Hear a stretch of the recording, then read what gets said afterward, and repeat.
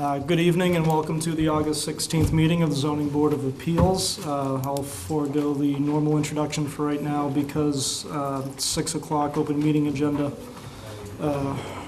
We have a vote to go into executive session pursuant to Chapter 30A, Section 21A3 of the Open Meeting Law to discuss litigation regarding appeal of Special Permit 92-17, Warner Accessory Apartment at 18 Woodruff Lane in Falmouth. So now I guess I'll entertain a vote to move to enter into executive session, and then I guess we need to reserve the right to move to go back into open session. You're going to reconvene into open session. Reconvene afterwards. And you're going to take a roll call vote. And a roll call vote for that.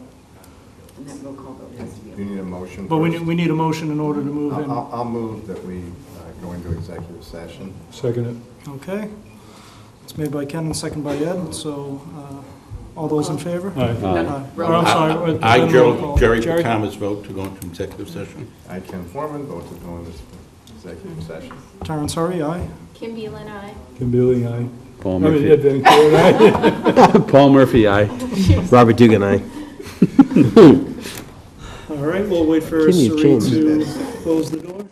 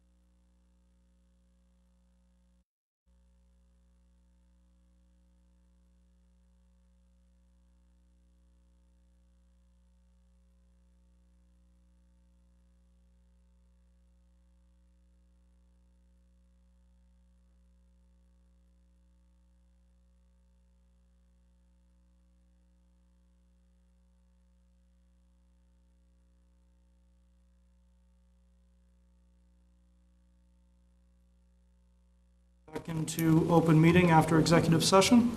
I will move that we take the minutes of August 2nd, 2018 out of order. Take the open meeting out of order. I move that we take the open meeting out of order. Okay, that was made, motion was made by Kim. Is there a second? Second. All those in favor? Aye. Okay, the first thing we have, or Peter, don't go too far. Minutes. Minutes of August 2nd, 2018. Has everyone had a chance to review them? Yes. Yep. Any comments, suggestions for edit? All right, seeing none, would anyone like to make a motion? Make a motion to accept them. Okay, it was made by Ed. Is there a second? Second. Okay, second by Paul. All those in favor? Aye. I think I have to And I'll abstain abstain too. because I wasn't there. All right, then abstentions by Kim and Jerry. Was it signed, though? Yes. Okay, thank you. The next one I have is a request for de minimis determination by architect William Roslansky. This was a house that was built in 1925. So as you know, the instrumentation in those days was a little bit different than the sophisticated instruments they use today. It has a 9.5 to this retaining wall, and it's conforming in every other way. Where they need a 10-foot setback, sorry? And then where the proposed addition is in, It's in conformance. yeah. And that portion of the house was created in 1925? Yes, Okay. So in other words, if we find it de minimis, they don't need to come for a special correct. permit. I will move that we find this de minimis. Second Okay, motion was made by Kim and second by Ed. All those in favor? it. Aye. Aye. Unanimous. Thank you.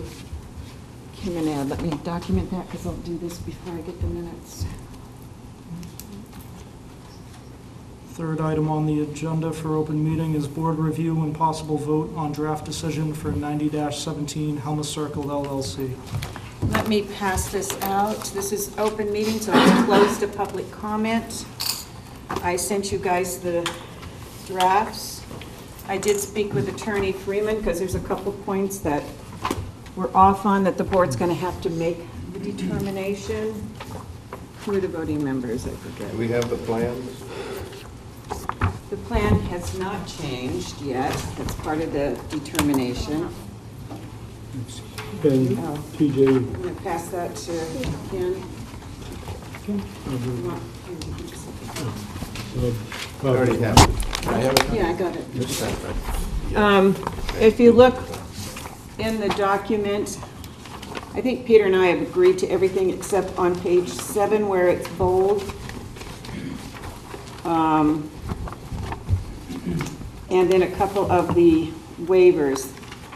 Attorney Freeman did contact me today to tell me that they still require, we were under the assumption that if they remove the garages, side setbacks would still be okay, but there's quite a few lots that are still going to require side yard setbacks. He did send me a chart, one of those things, Waivers, you say. a chart, not a waiver. He sent me a chart today that I'd like you to review. And if so, you can vote it to become part of the record. Excuse me. This is the chart that shows all the setbacks, lot coverage proposed without the garage. I ask you to vote this as approved to accept it because the hearing is closed and I am working with Attorney Freeman to get this all settled. So, another thing that I'm learning as I go along, we have not done a for-profit since 2015.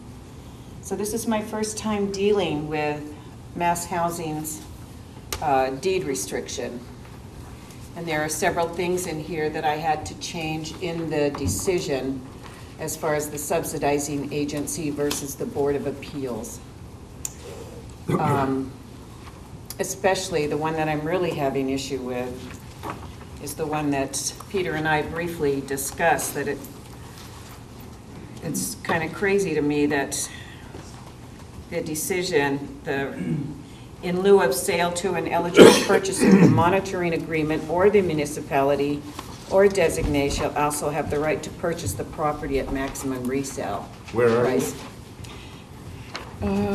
This is the affordable housing deed restriction that I forgot to pass out. My apologies. So I've done a little bit of research with the help of Carla and the housing coordinator, and this is the standard that they do use. So I'm sharing this with you so you'll understand why the language has to change. So I will have to tweak that. I do have a draft that Peter Freeman, Attorney Freeman, excuse me, just gave me some language. So I will have to, So where's the section you're talking about, page? it's one of the highlighted ones on the third page over, I believe. The condition is 11 on page 7. And it's C at the top of the page. No, I see 11 on 7 of the draft. It's the affordable housing restriction you're talking about. Oh, there's a couple of them that have to change. I'm asking you to understand why I'm going to change that language. And I'm showing you the proof of why I'm changing it.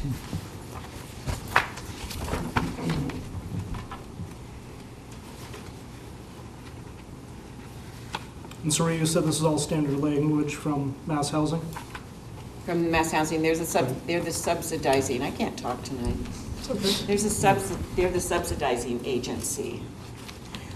And what you're used to seeing is the restriction from DHCD, because we primarily have dealt with the nonprofits lately.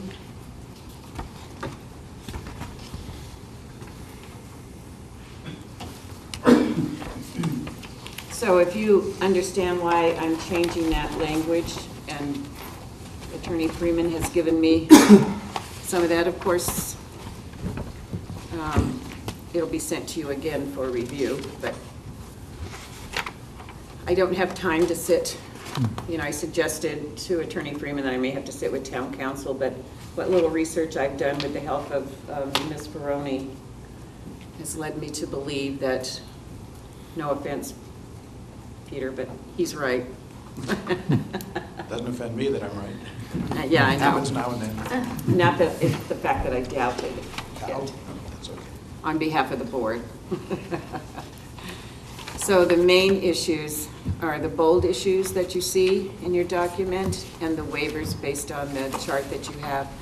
And I'm suggesting that instead of me with Attorney Freeman's, do I have enough papers here? I don't think so. Attorney Freeman asked me to put certain lot numbers in there. Those are the ones with the most, or the highest lot coverage. What I am suggesting is that we put, if you accept this chart as part of the record that Attorney Freeman sent to me, that we just add that to the document and put per chart. The setbacks and lot coverage waivers will be based on that chart. Are you in agreement with that, Attorney Freeman? Yes. Thank you. Okay, And that would be those highlighted portions that So were, that's lots just look at the two- chart. The Yeah. highlighted portion of the chart is the the most most. egregious, Right. egregious is a bad word. lots 2, 8, Yeah. Yeah. The ones that the 19, most relief. 20. But if you look at the lot coverages themselves, they're, 75% of them are over the lot coverage. The Right. setbacks are all over. That's why I'm asking you Accept the chart. to include the chart in the decision Yeah, that makes sense. I think that would be appropriate. as an addendum, please. So if you agree with that, all that's left is that bold language. I don't want to speak out of order, but just when you're in just a couple of things that shouldn't take long, maybe a few additional, just, I think most kind of just syntax or typo or something like that.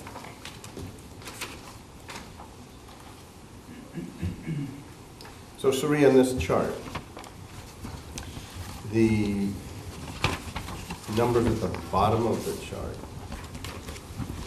the bottom row, is that overall for the entire? That's an average, I believe. mm, Maybe? The bottom row, Peter. Yes, excuse me, average. Thank you, I'm right. That's of the 28. Looks more like a total. Yeah, Yeah, I think it's a the total. bottom, very bottom is the total. The line above that, I think, is what Sari was referring to, which is The average. averages. Yes, at the end of the chart section Right, itself. that's what I thought you were Right, speaking bottom of. of the chart section itself. Okay. So, average lot area is 6,300, lot coverage, building area 24%, so forth. Yeah, what I'm asking you is you already trying to granted the understand. waiver. This is the chart that updates the lot coverage, the setbacks, with the elimination of the garage. So instead of listing the lots in the waiver, I'd like to add the chart as as an addendum to it Yeah, that makes sense. and become part of the record. Yep.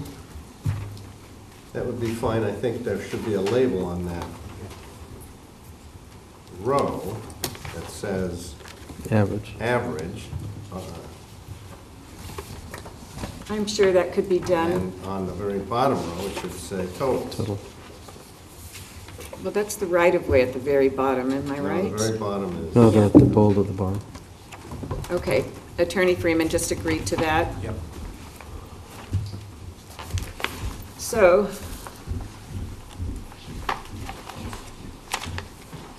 the bold, page 7. Why I bolded is because I'm suggesting that they submit the same to us. We always send everything, and I did talk with Frank Duffy on this. We do have the right to have him review it to make sure it is appropriate on behalf of the board. So, and then on D, Attorney Freeman can speak to this. He is suggesting, I apologize, I'm a little discombobulated here. Nothing new. He is suggesting on D that the language be, the affordable unit shall be owner occupied except as may otherwise be provided in the subsidizing agency deed rider. So you would have no say, excuse me, over anybody who wants dispensation for military overseas to rent it out, blah, blah, blah. It is being left up to the subsidizing agency, and apparently that's part of the whole thing with the restrictions, the affordable housing restrictions set out by Mass Housing. And Attorney Freeman said he could speak to that if you'd like. Yeah, the Attorney short Freeman, if you explanation could. is that in the deed rider, and this is what the program requires and the case law and all of that, stick with the program. It certainly has the owner-occupied provision. They certainly recognize by policy the same types of exclusions similar to what you have put in here. So in reality, you can rest assured that the agency is not going to force a sale or say there's a violation if somebody's in the military or an illness or a death or something like that. They just don't do that. You know, that's on record with Mass Housing. So you're certainly protected. The owner is certainly protected. Thank you, Attorney Freeman. And I think, correct me if I'm wrong, Attorney Freeman, but I think that's what the only things we're left at odds with, correct? Pretty much. Won't take long. Let me just double check because I have, as Siri does, all kinds of versions. I just want to make sure I'm correct. This is really more technical, but in finding of fact 22, Sari, I mentioned that when you refer to master deed for certain maintenance obligations, it's homeowners association. That certainly should be fine. And in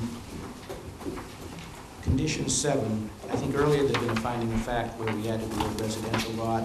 In condition 7, where it says development shall be limited to 28 lots, I had asked for the word residential to be repeated for one very simple reason. We know Oh, I'm sorry. that it's 28, lots for houses.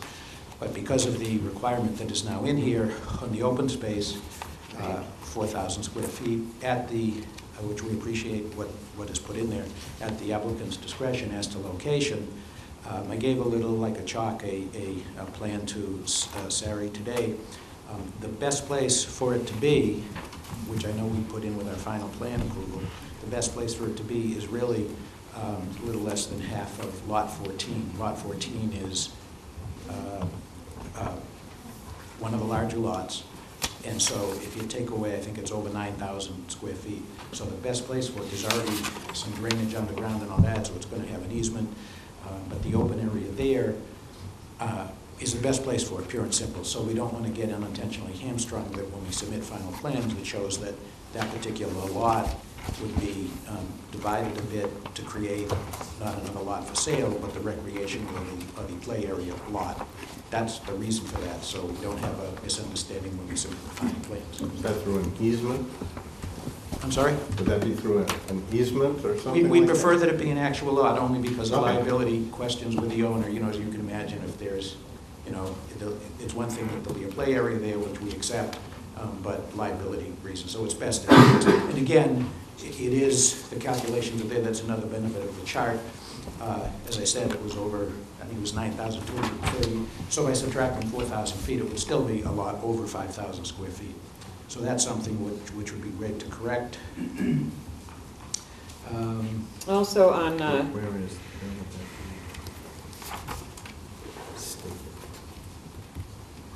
So is that stated in the decision, or is that? Well, it's not, putting back the word residential lot in 7 would help at the first line in condition 7.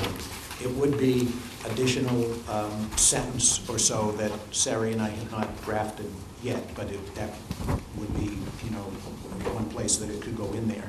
Just a recognition that the final plan set will include the lot area, which will be take a portion of Lot 14. Which is So- the condition that you have, that they will come up with the 4,000 square feet, so this will clarify that. And they're Could you just just say acknowledging something that's what like, it will and a be. separate lot, so it shall be divided into 28 lots having single-family dwelling and shed, and a separate lot for recreational purposes, or something like that? Yeah, that works. As Again, we just conditioned. want to be clear that you're understanding that the 14 would naturally be that much smaller, but that language does work if we can throw in, you know. Yeah, well, that way you still have flexibility should you discover. That's true, Yeah. that's true. You know, in a month and a half, that you'd rather Yep. do it somewhere else. Yep. Okay, then also in number 7, what Attorney Freeman asked me to put in, which I forgot to bold what he wanted. He's suggesting, so if you read number 7, the second sentence, the applicant is offering to add a 3-season room to dwellings at owner's request at the time of purchase. He asked me to add, although owners may also construct a 3-season room on their own in the future, subject to this condition, which I did not add in because they said that they were going to create those at the time of sale if the owner wanted them. So if they don't want them, they shouldn't have the right, or the future ones, to come back and ask for them without going through the process. So I'm leaving that up to the board. So what he's asking for is the right to have those now or in the future at the homeowner's discretion. Without coming back in front of the ZBA And to it, amend the comprehensive permit. Yeah. right, when it was proposed to us, it was, you know, if the owners wanted a sunroom, they would construct it for them. So if they don't want it, then to me, that, they don't have the right to have it at this point. Well, But that's up to the, but that's up to the board. I'm sorry? At the time of construction, I think that was the Right. general understanding of the board. Right, well, but that's, you know, that's why I didn't put that in, and it's for you guys to discuss now with Attorney Freeman. just briefly, perhaps it did come across that way, mea culpa. We didn't intend it that way. I think the important part of it is you wanted to make sure that there were controls so that coverage and all that, you know, were properly addressed. That being the case, it doesn't really matter in terms of impacts and how this is going to be developed, whether it's immediately when the applicant builds or if an owner down the road. And we had said, making no bones about it, it's all to improve the marketing, you know, to provide the options to an owner, and it would be that much more attractive if somebody says, gee, great that I can do that in the future, I don't want to pay for it now, but maybe I'll have more money in a year or 2 or 5. And, you know, I think that's a reasonable justification, because everybody wants absorption as a big thing on these projects. You know, you want it built out as fast as possible, and also make sure you get all the affordables built and sold as fast as possible. So we don't think there's any substantive difference, it's just a question of timing. And also, I noticed on the plan is, I believe, on the cart still. I counted 5 that did not have 3-season rooms, and there are 7 affordables. So you can check that. Here it is. You can check, I think it's the 3rd or 4th page.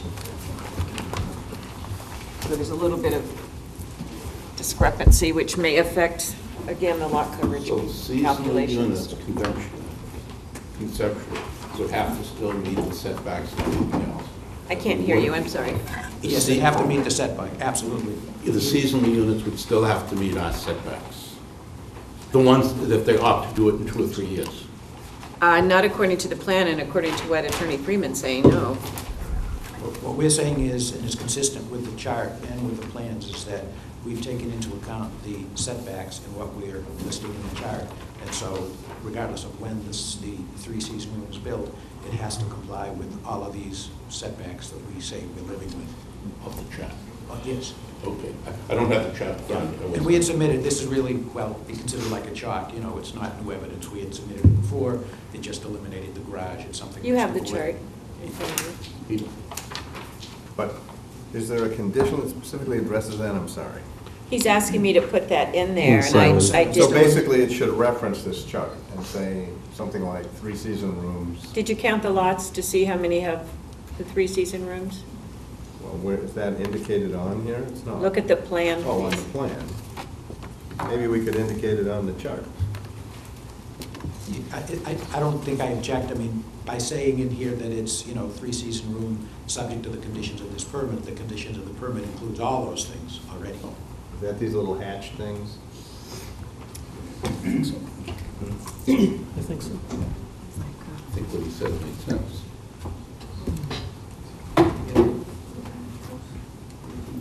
Yeah, there's a note, Mr. Lilly pointed at the bottom of the chart, at the very bottom on the left, So note there's only three, note five that lots. don't want to, 5 lots that don't Four, have five. the potential for the sunrooms, for the three-season rooms.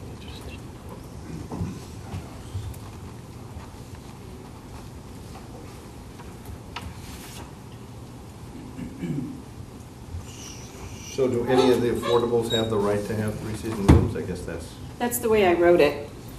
yeah. But, like I said, 5 of them on that plan do not show three-season rooms and, Well, or it seems like if there's sunrooms. a con- And there are 7 affordables.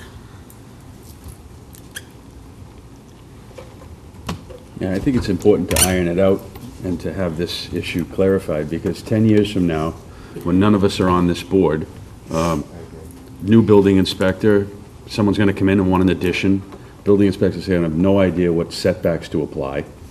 So, yeah, it's really important, So it actually. could be explicitly referenced in the chart. Yeah, that's, you could say in addition to what I put in there, subject to this condition, and, you know, subject to the setbacks required in this decision.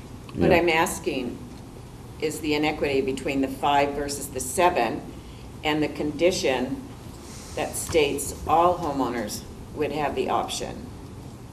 Of a three-season room, rather than, Right, and that plus, do they only get it when the houses are built?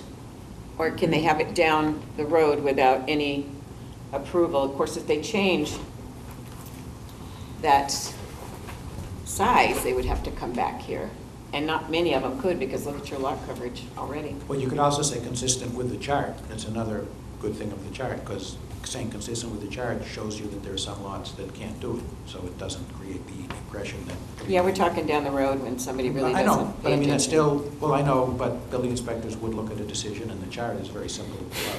so you could just have a column that says three-season room allowed, check, check, check, check, check. I understand. Yeah. What's the benefit or disbenefit of having the homeowners come in front of us to, I won't say rubber stamp, to review it if it's consistent with this? Because it's not, you're going to approve it now, so why would it come back to you? The I would building not. commissioner is going to be charged with making sure it's built according to the plan.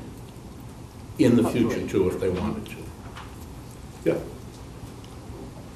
The question to you is, and the question to Attorney Freeman, Mr. Lilly, is 5 on the plan don't show summer rooms. There are 7 affordables.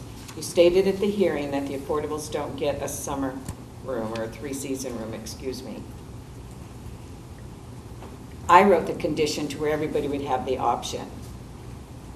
That's number 1. So do you add 5 more, or do you not? Number 2, the other part of the question for this condition is, do you allow them only through the owners that they're marketing to now? Or do you allow them 5 years down the road if somebody buys one of the houses and says, okay, yeah, I want the sunroom now? And then it goes through according to this plan. Because if that's the way, if you agree with him, then we've got to rewrite this again. Am I allowed to speak this to answer one of your It's up to the questions? chairman If- for clarification. Briefly, just on that point, if you could come up to the podium. The reason on this chart, if you look at note 3, there are 5 that don't have a sunroom, and that's because we couldn't meet the, rear setback, or the lot was just a little bit too tight. I mean, if every lot could fit one, so it looked good, I'd like to put one on, but these 5 lots, it just didn't sit right, didn't work. So were those affordable? I would say no. I mean, It does You not. won't so know, it doesn't- right? It doesn't, I don't think it needs to, it doesn't address the affordability, that's something as they go along with the subsidizing agency, so. So part of Well, it that's is- my concern. Part of it is, 3 of these 5 are the ranch-style homes. And we wanted to put some ranch-style homes in there because you never know, you can get somebody Yeah. that has to live on one floor. And those homes are too long, Right, I and understand. it just doesn't Yeah, fit. I understand. I mean, we could have put a two-story house there, but we thought, for some people, a ranch is important. We get it. So we weighed, Okay. Yeah.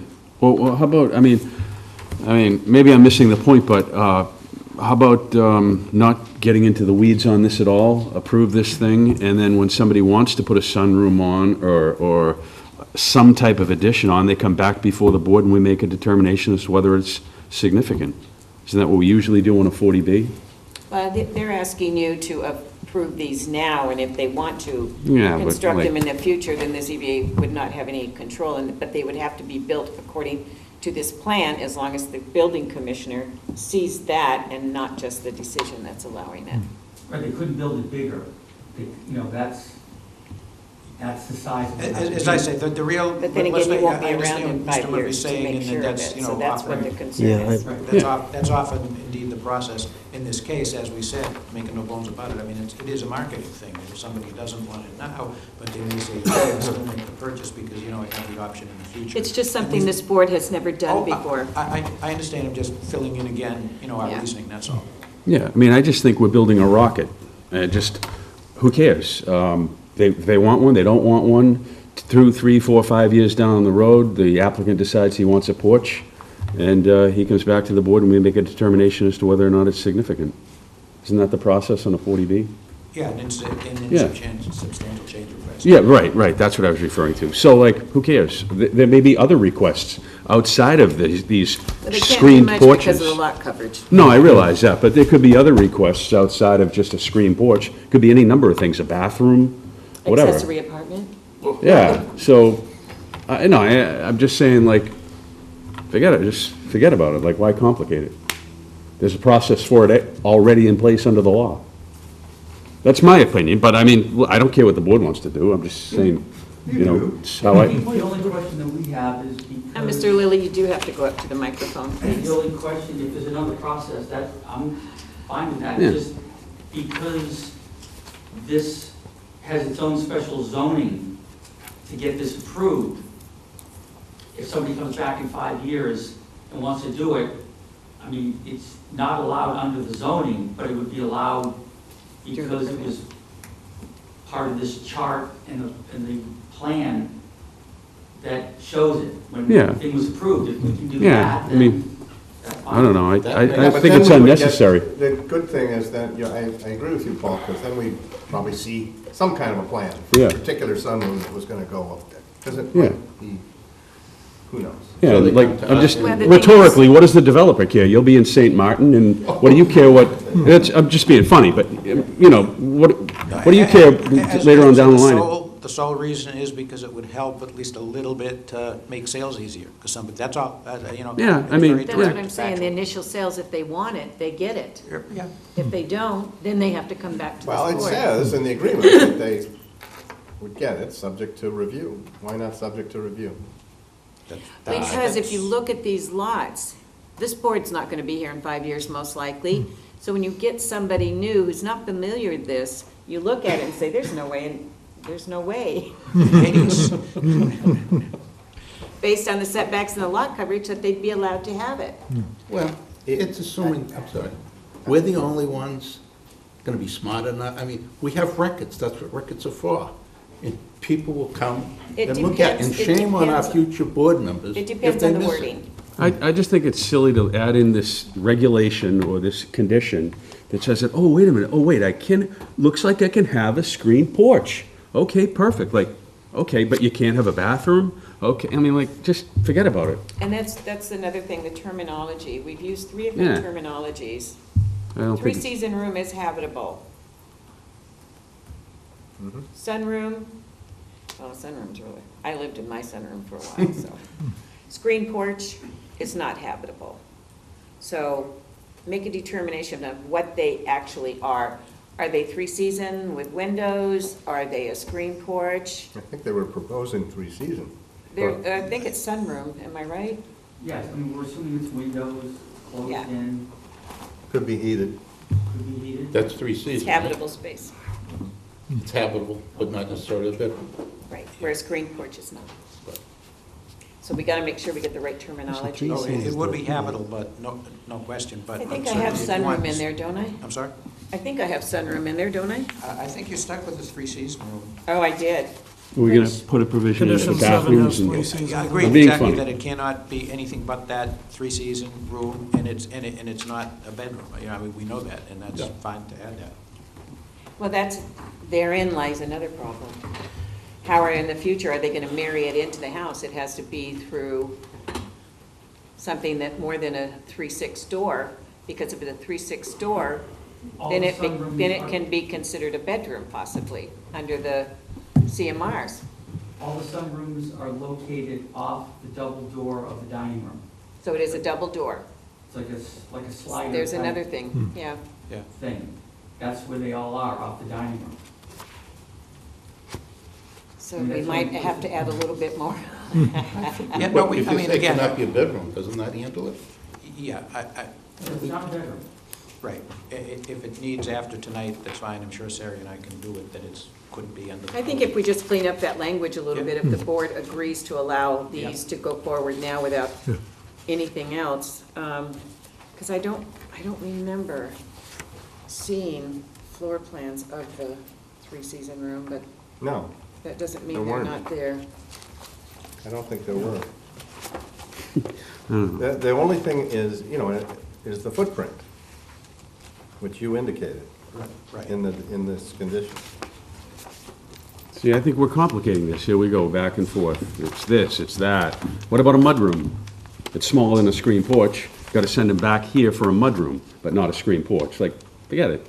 There's a process in place for it. That's what I think. But if the board wants to move forward and devise this condition, that's fine. I'm just saying it's unnecessary, but, I can understand the developer wants to give these folks the option, but where do you stop? So you're saying everybody should get back to us? Yeah, that's how it works. Yeah, no, just. Yeah. Keep them with simplify. purchase and, Yeah. I don't think they're gonna lose any sales over it. You can just, I would imagine you would say to your applicant, your purchaser, you had a chance, if you want it now, great, or whatever, I don't know. I just think there's a process in place for any alteration to a structure that's been authorized under a comprehensive permit. We stick with that. And I don't think we have a problem with somebody coming back later. It's just that they're not gonna reject it because of zoning and setbacks and Yeah, the lot coverage is there and it.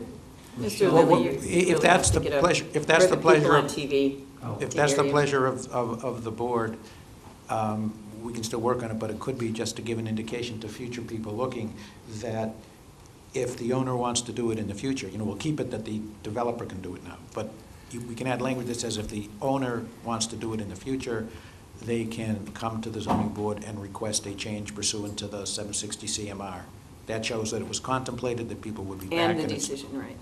you know, How's that? I think that's I just better. think it's important to get the language correct. Yeah. Well, I think Peter and I can work on it. Yeah. And I can send it to you. But the intent of, I think the intent of laying all this out at the time of the original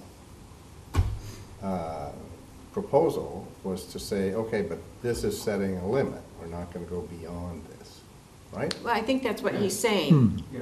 He's saying, and that's what that chart And does. so maybe we want That's what the to plan also make does. that somewhat explicit, because to go to Paul's point, someone could come back in 5 years and say, now I want to do X, Y, I think and the Z. language will be just strictly for whatever term we're supposed to use, Three-season. sunroom or three-season room only.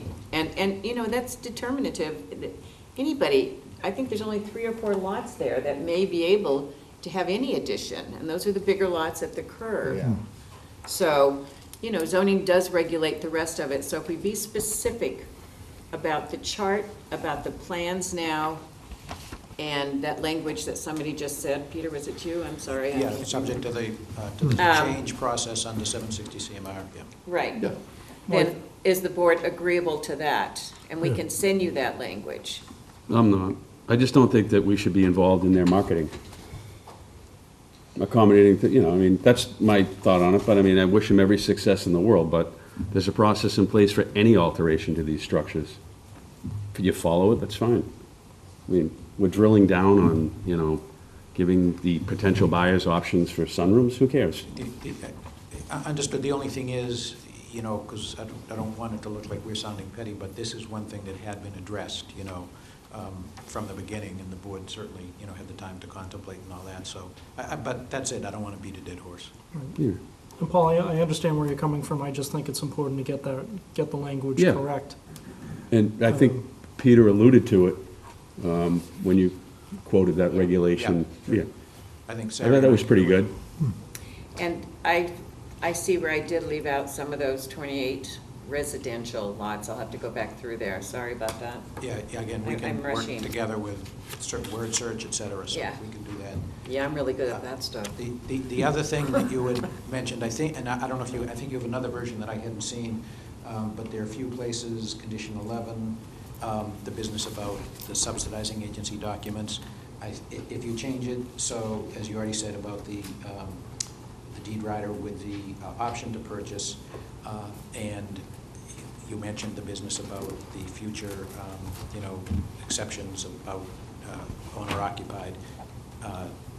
The other thing, though, is I think you said you still want town attorney to review it. I think you had said as to form, saying as to form is fine. As to, form on the board's behalf, and Yeah, that's I'll fine. tweak that. I Yeah. tried to get it down, but Yeah. again, I was rushing because this was all today. And then First time on I saw 14, you made my change, but I think, as my email said, I think it was just a typo because the business about transferring is subject to the regulation. So Yeah, I looked at that. Do I have an older version of the 760? Well, I didn't go back and look. Theoretically, it was my typo, but it now says, and I think just one word needs to be added, this comprehensive permit shall not be transferred to a person or entity other than the applicant, except, the word except, E-X-C-E-P-T, pursuant to the 760 CMR, because that's the, Okay, that's the. I did reg- leave out except. My apologies. It's okay. Although, if we're keeping track, I was right twice tonight. Aren't we even, Peter? Number 17, I mean, this is quasi-procedural and quasi-substantive. 17, we'd asked to strike the final sentence about the stormwater management system because you do have the approved O&M plan. I agree with you to a certain extent. We've had two 40Bs where the engineer had walked away from an O&M agreement. The town had to go in, clean out the drains.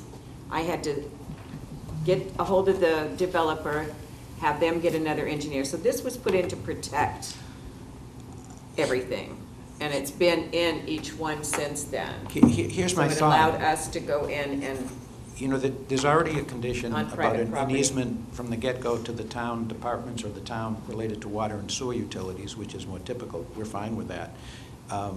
Unless you two guys think of some problem. I mean, we could just change it to be that, again, right from the get-go, there's an easement to the town to make repairs on an emergency basis, if they're not made, of the stormwater management system.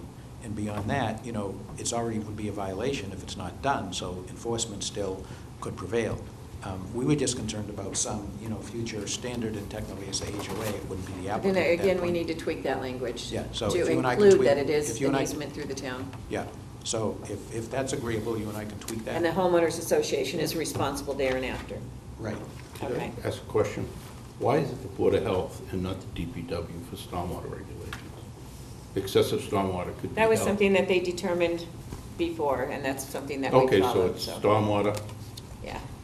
Yeah. So I we're going mean- to tweak it to show the easement and that the homeowners association Has responsibility. will Right. be Right, 'cause responsible. I think that reference is, I'm not even sure it's correct, just as you asked, and it's unknown, we haven't even reviewed it, neither of you guys, some Board of Health, and it, theoretically could be in the future.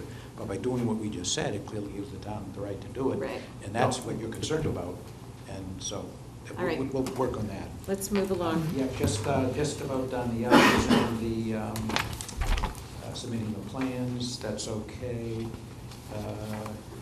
We already discussed the waivers. Again, Sari, unless you changed that, I won't change It's the got to have just been a final. typo on page 11 on the waivers. Article XXI 25, coastal pond overlay district. I did change that. Yeah, so that is The other now- one should, the one I sent you should reflect that, Peter. Maybe I, by mistake, didn't print, let's see, this one has it. I might have already left by the time you sent it. Yeah, you may have. But in any case, you understand what my correction was? We'll Yes, just yes, I clarify. left that That's- granted on That's one. separate, and then the Article 35 Right. applicability of that, which, Right, it's that's fine, granted. yeah. Oh, that's granted, Yeah, yes. so that's fine. So that's really it. And the last one, one of the drafts that I sent out to you, if you guys didn't get this in time today, the last waiver was they were requesting us to waive the moratorium on Worcester Court for the road cutting. So I talked with our town engineer, and he said, he gave me the language to put in there, that they will accept it, but granted, it's granted pursuant to a street opening permit issued by the town engineering division. So it is waived, but it's on their basis where they have to file, so. I thought that was a good outcome on that one. And that was stated during, it was either testimony or it was part of the recommendation somewhere along the line. I remember The that being referral from mentioned. the engineering The referral, department. maybe. That's why I called him back and got the language he wanted. I thought I remembered that somewhere. All right. So what I'd like the board, to get a consensus, if you want to go ahead and approve this based on the amendments that we've made herein. And then Peter and I will work on that. We are under a deadline of August 28th. So will We've we closed see a it, but we final haven't taken version? any action. I'm sorry? Will we see a final version for an official vote, or? No, I thought I'd just sign it for you. If you, You won't be here in 2 years. Of course you'll see a final version. okay, so And this is a hopefully it'll be within a consensus. few days. if you vote it, you can just legally, I mean, if you vote it with that, condition as to review of those final tweaking of the things, yes, it's approved, but that doesn't mean you don't look at the final language. You would still have the right to look at the final Right. language. And I won't file it, because once you make the determination, and we may have to tweak it, but it doesn't change the standard conditions that we've discussed tonight. So once you take action, then I have 40 days in which to get this done, but Peter and I can, Peter's on vacation. Hey, I'll work on it with you. I've got three I'm on other vacation the decisions- week Three other after. decisions, and 3 hearings I'm going to on my vacation. I think I'm going to plan 2 weeks when I work, and maybe I won't have any work. Well, can we try to get it done next week? Absolutely. I'm on vacation the following week, and I'm not Absolutely. coming in. I'm at your service. All right. With those time restraints in mind, how does the board feel? Let's move forward. Yeah. Yeah, with all the changes discussed. Ken? Yeah. All right.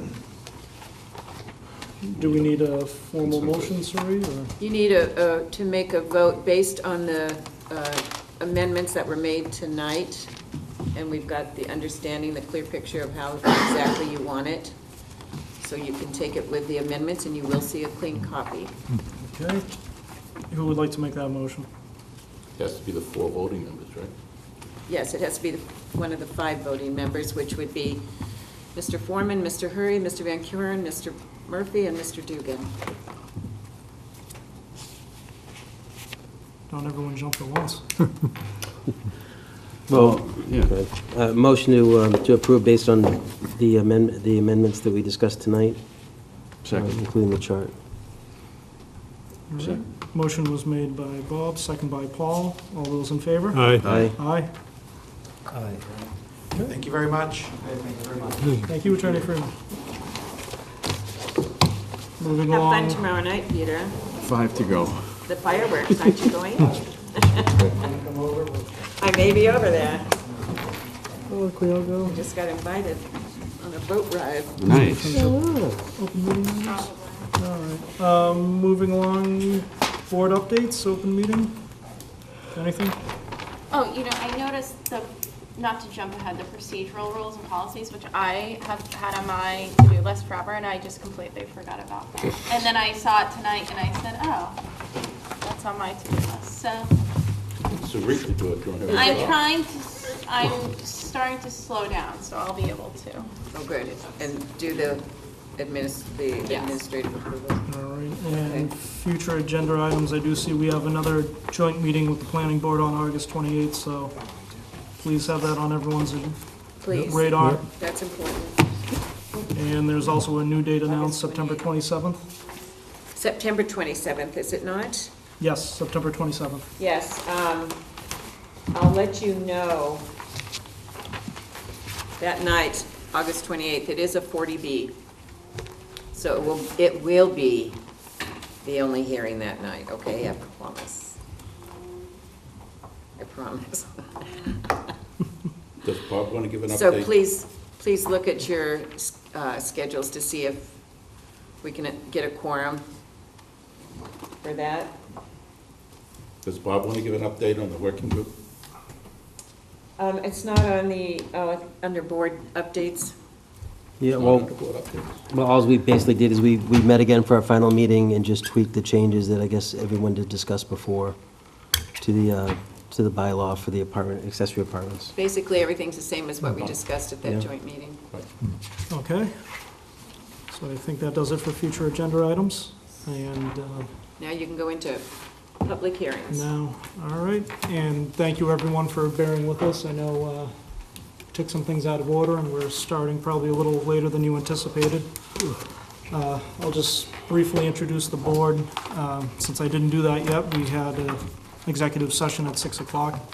To my far right is Jerry Patamas. He's an associate member of the board. To my immediate right is Ken Foreman. He is the vice chairman of the board. My name is TJ Hurry. I am the chairman. To my left is Kim Beelen. She's the clerk. To her left is Ed Van Kuren. He's a full voting member of the board, followed by Paul Murphy, who is also a full voting member of the board, and Bob Dugan, who is an associate member of the board. Also with us tonight is Sri Boudreau, who is the zoning administrator, and Joe, I forget the Robbins. last name. Robbins is our new recording secretary. Thank you, Joe. And the Zoning Board of Appeals is charged with applying the zoning bylaws for the town of Falmouth and considers requests for special permits, variances, and appeals as provided in the bylaws which have been approved by town meeting and the Attorney General's office by the Commonwealth. All decisions that we make are made through the public hearing process. Our goal is to hear testimony from the applicants and the public and to allow full and fair discussion of the project prior to rendering a decision. To begin each hearing, I'll ask Kim, the clerk, to read the public announcement of the hearing and also present any pertinent information from the file, such as any referrals from town departments and summarizing correspondences to the board. The applicant or the applicant's representative will then have to make a presentation, and if time needs to be extended, that will be done by a vote of the board. The board will then ask questions of the applicant, and then we will invite the public to comment. Any public comment should be directly about the project and asked through the board. Well, please refrain from making any personal or derogatory statements. Your statement can also include an opinion in favor or in opposition, or it just might be a question about the nature of the project. The chair will limit discussion in the interest of time if comments become repetitive, and I do ask when I recognize a member of the public, please come up to the podium, give your name and address for the record, and we will limit comments, questions at 2 minutes. We will then discuss the project. We could close or continue the hearing if we're satisfied that enough information has been presented by testimony and in the file to make a decision. By motion and vote of the board, the hearing will close. Alternatively, we may continue the hearing to a future date and time certain. After the hearing is closed, no more testimony may be taken. With board discussion and any decisions, we may further discuss the project among ourselves and make a motion to either deny or approve. Will be made and voted upon. The motion will include a summary of key findings and conditions. An affirmative vote of 4 members is required for approvals of motions on special permits, variances, and appeals. Split votes, such as a 3-2 vote, is a failure to carry and will result in a denial.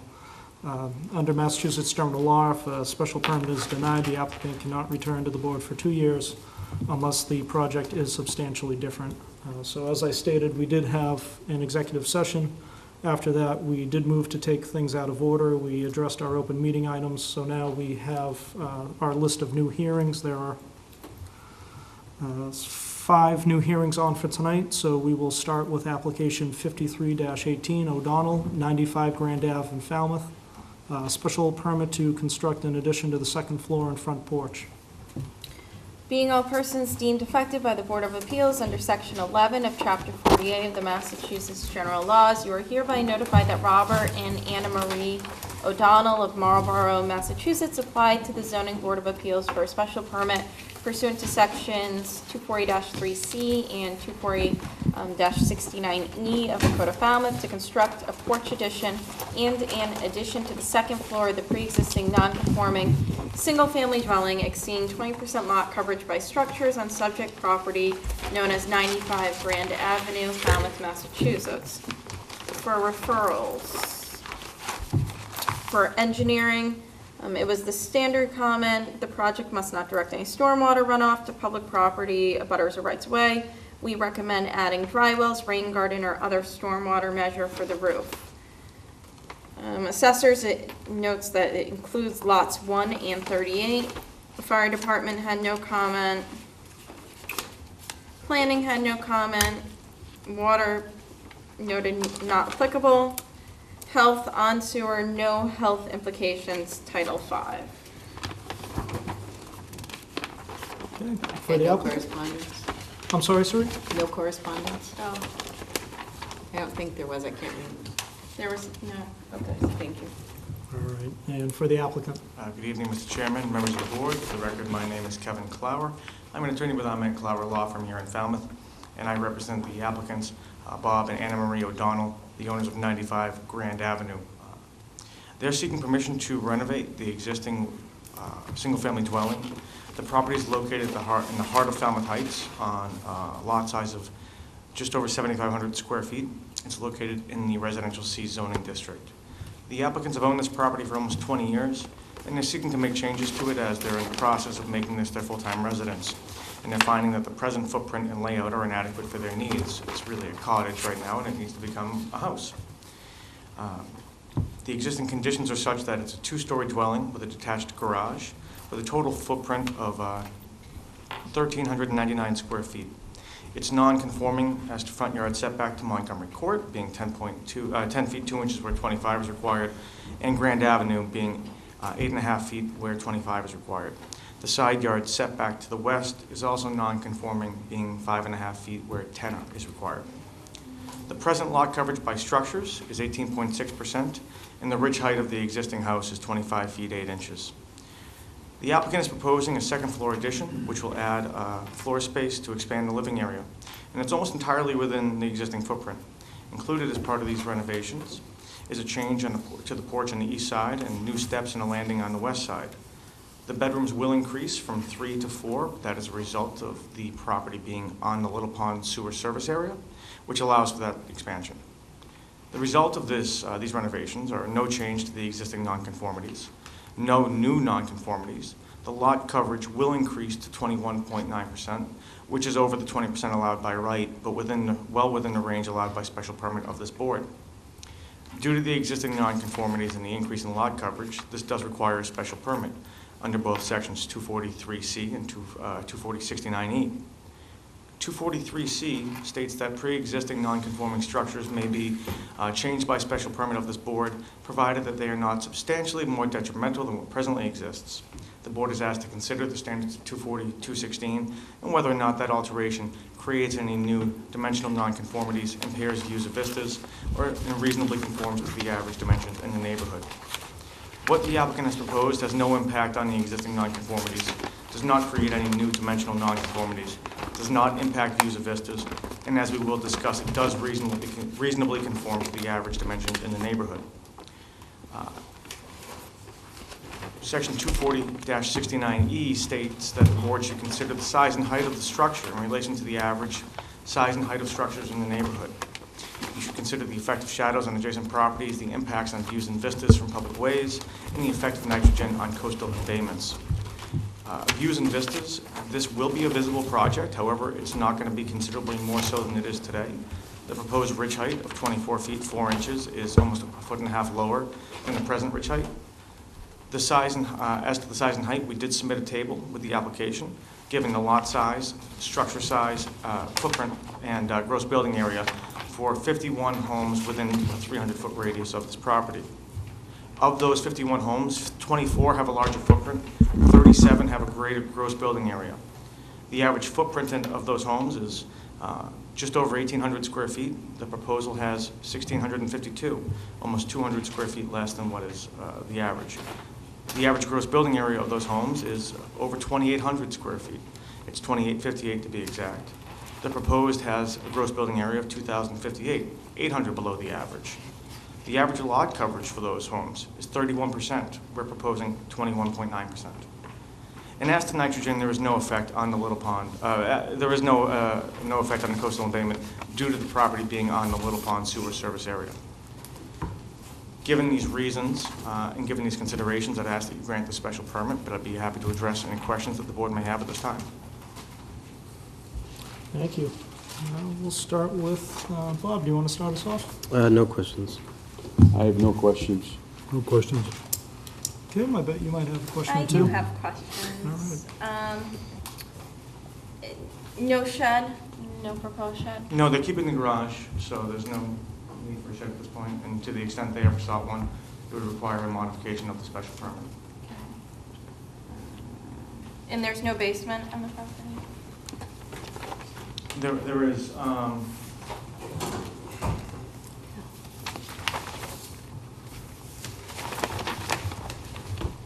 it's not shown on the plans. The applicants are here tonight.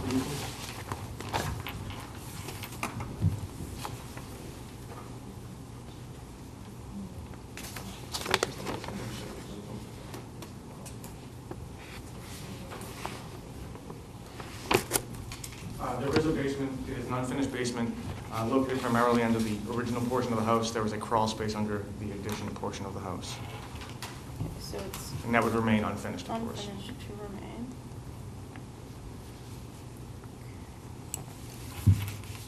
What's the width of the present landing that's there along Montgomery Ave? 100 feet, Looking as though it is a little over about 100 4 feet. feet. Mike, you can borrow your... 100 feet, No, the existing one. yeah.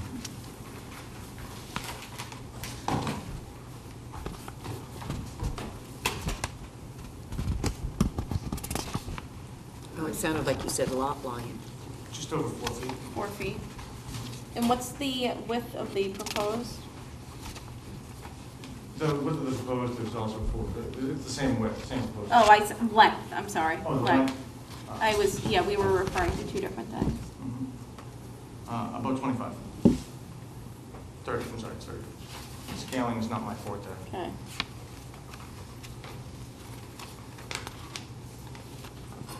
What's the rationale for including that proposed porch? It's a usable space. It's, a space that it's a relatively small house and gives the applicants more space to be outside in a comfortable manner. There is, I think it also adds a nice dimension to the house. If you look at the proposed plans, I think it scales the house well, makes it less bulky, makes it less boxy. Okay. Just to follow up on the engineering referral, any dry wells proposed? We're happy to add dry wells as needed.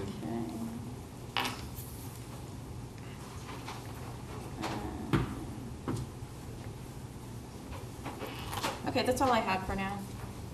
Thanks, Kim. Ken, any questions? I really don't have any questions. You did a nice job of describing the project. Jerry, do you have any No questions? questions? Done well? Good question.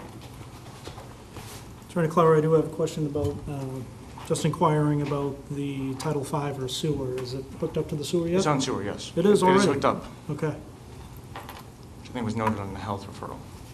thank you. All right, any other follow-up questions? Suri, any questions from you? No, thank you. All right, we'll turn it to members of the public. Does anyone out there have any questions, concerns about the project? All right, seeing none. Motion to close? Move to close by Ken. Was there a second? Second. No. Any more to say about it? Motion's made by Ken, second by Ed. All those in favor? Aye. Aye. Patriots are on tonight. It's preseason. It is. Wake me up in a month. And what would be the pleasure of the board? Well, I would just say, I think it's a very nice project. I think it's reasonable in scale. I think that the covered porch is a large increase in that front, I guess it's not a front setback because Grand Ave, I think it's supposed to be as the front yard, but either way, no, I guess it's front yard because they were measuring it as 25 feet. If you're on the corner, don't you have two? You're on the corner, yeah. That's one question I So, forgot to ask. I mean, I think it's large, but I think the project overall is good, and I was reviewing 240, 216, and I think it's certainly modest in terms of what's being done right now in that neighborhood. So, I would just like to say that, because I do think that's a lot to add, 10 feet from the street, but given the area, I think it's I think it will doable. look nice, yeah. Yeah. It's modest. No one else seemed to be concerned either, per usual. I'm always the nasty one. Well, you know, it's only extends out the first story, right? Yes, yep. So it's not adding a lot of bulk. No, and I think uh, it does that character, and I can see Yeah. the utilization. And, I mean, the lot coverage is still modest for Falmouth Heights, so. Right. Okay, so, That being said, I'll move to approve application 5318. Second it. All right, it's made by Kim and second by Ed. We can move on to findings. Testimony that there was no shed, no plan to put the shed, or, add a shed, install a shed, build a shed. Anyways, increase in number of bedrooms from 3 to 4, that there's no new nonconformities and no change to the existing nonconformities. on the sewer? It's on the sewer, it's already tied in. Unfinished basement to remain unfinished.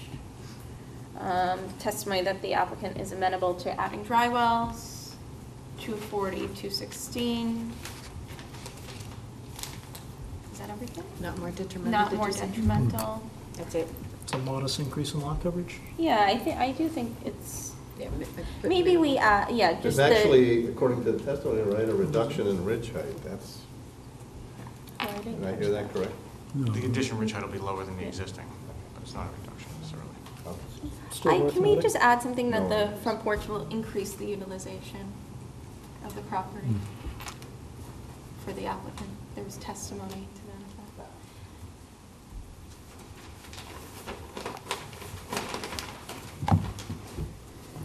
And conditions per plans, no more than 4 bedrooms. Dry wells to be added Per per whatever we- discretion, but you want it to say to be added. Mm-hmm. Yeah. No shed. And that just about does it. That motion was made by Kim and second by Ed. All those in favor? Aye. Aye. Thank you very much.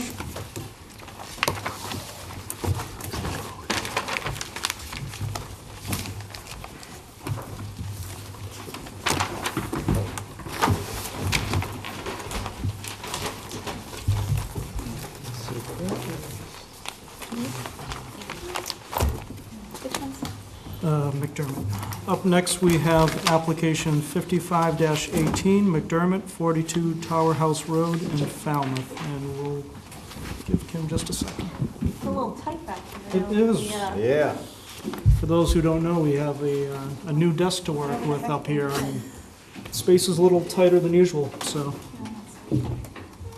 How can we go from the old one to that You space? know what, I could probably fit that cart in between you two the other that way. would really make more. Never thought about that. It's right Sorry. top. Okay. Being all persons deemed affected by the Board of Appeals under Section 11 of Chapter 48 of the Massachusetts General Laws, You are hereby notified that William P. McDermott Jr. and Maureen C. McDermott of Mansfield, Massachusetts, applied to the Zoning Board of Appeals for a special permit pursuant to Section 240-3C of the Code of Falmouth to raise and reconstruct the pre-existing non-conforming single-family dwelling on subject property known as 42 Tower House Road, Falmouth, Massachusetts. For referrals, standard comment, we recommend adding dry wells, rain garden, or other stormwater measure for the roof. Water. It says, does that say service 2020? This is currently a 3/4 inch service. Applicant will need to upgrade to a 1-inch PE line. Plan a building and water location needed at DPW water. Helpful if they used full words. Assessors, no comment. Fire department, no comment. Planning, this property is on the list of significant buildings and is on the July 10th Historical Commission agenda for a request for a review of demolition. And for correspondence, we did receive correspondence regarding the Historical Commission advisory review. At its meeting of July 10th, 2018, the Historical Commission performed an advisory review pursuant to the Code of Falmouth, Section 107-3, for a request for a review of demolition application. I'm just going to kind of skip ahead to get to the good stuff. The Commission reviewed the existing conditions of the 1882 Gothic Revival House and the architectural plans for the new structure. The Commission viewed the replacement as inappropriate to the development pattern that has made Falmouth Heights historically and architecturally significant. The applicant agreed to revise the proposed architecture to remain in keeping with the architecture of the Falmouth Heights area. The applicant agreed to submit a revised drawing to the Planning Department for review by the Commission. The Commission saw this as favorable and ended the advisory review, and pursuant to Chapter 107(4), the Historical Commission voted to issue a waiver of the 6-month delay to allow for the issuance of the demolition permit for 42 Tower House Road. That was dated, received by us August 16, 2018, but it was dated July 11, 2018. And I think that was it. Okay. For the applicant? Thank you, Mr. Chairman. For the record, Michael Borselli, Falmouth Engineering. I represent the applicant. The applicant has applied to you for a special permit to modify a pre-existing non-conforming structure. The structure is non-conforming to setbacks and lot coverage. We provided to you an existing conditions plan as well as a proposed plan. I have taken this rendered drawing and sort of combined them for illustration purposes. If you look on your proposed plan, you will see in the background in a lighter line type the footprint of the existing house, so you can relate it to the proposed house. On this board, I have done that with a red line. The red line represents the existing house that's on the property today. So the architect and the property owner worked carefully to do their best to do two things: not exceed the lot coverage that currently exists. The existing lot coverage by structures is 28.9. They designed the building to maintain the lot coverage at 28.9, not to exceed.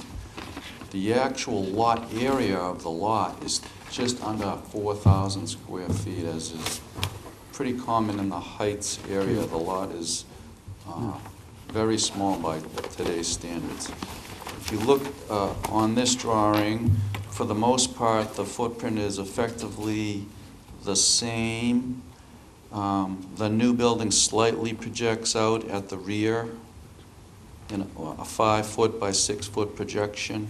The front porch, I'm going to call it the front porch, the porch that's fronts on Tower House Road, is actually slightly smaller than the existing house, and it has been pulled back slightly from Tower House Road. On the Crown Ave side, this is a corner lot. Effectively, we're within the same footprint. The new structure jets out slightly here. I would estimate about 3 or 4 feet. And there's a porch entry on the side that meets the front yard setback, even though it's on a corner lot. The current house has 5 bedrooms. It is not served by the sewer. It has a Title V septic system that has been reviewed and approved. The current septic system is very old cesspool serving the 5-bedroom existing house. The new house has been designed to reduce the number of bedrooms by 1, from 5 to 4. A new Title V septic system has been designed and fit on the lot as best as practical. We have gone to the Board of Health and sought relief from certain Title V setback requirements, and the Board of Health voted to approve the variances that we requested. So even though there's a reduction by 1 bedroom, there's no way to really fit a system. There's no way to fit a system on the lot, even for 4 bedrooms. But the setback requirements and the variances requested were approved by the Board of Health.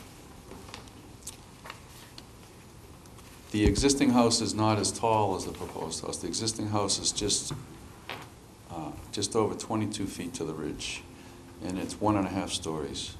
The proposed house is 2.5 stories, and it is just over 34 feet, but under the maximum allowed 35 feet. We also provided you with a table of bulk calculations. We did an analysis of the 20 houses in the nearby surrounding roadway, direct abutters, surrounding abutters for 2 houses away in all directions. There's a total of 20 houses we analyzed, and we submitted the bulk calculations analysis to you. Just summarize, we averaged some of the data. The average lot coverage for this neighborhood is 32.5%, so we're below the average lot coverage at 28.9. The average bulk area of the houses in the neighborhood is just under 2,500 square feet. The applicant is slightly above the average at just under 3,000 square feet. That's directly attributed to the fact he's added the half story to go from 1.5 to 2.5 stories. Most comparing to the original house, which is only 1.5 stories. But on average, the footprint or the first floors on all the houses were consistent with the average.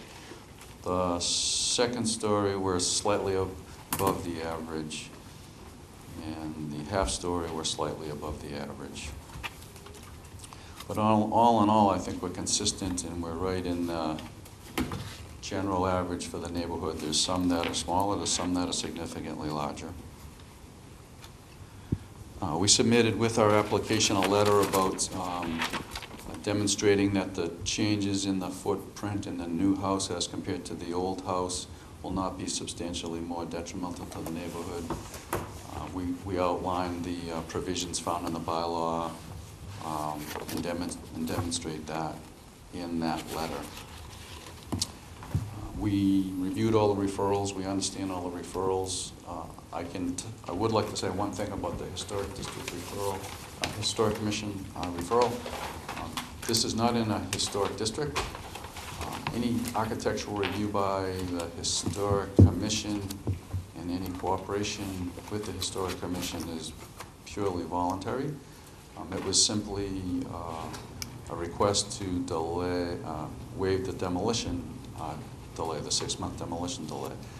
The house that is on the property today is in need of substantial renovations to the point where it's really not even cost effective to do it. The property owner made a decision based on the condition of the house that it was beyond saving and not practical to try to renovate it. Some of the features of the house are very substandard, but for instance, there's only an outside shower. There's a big bathtub with no inside shower.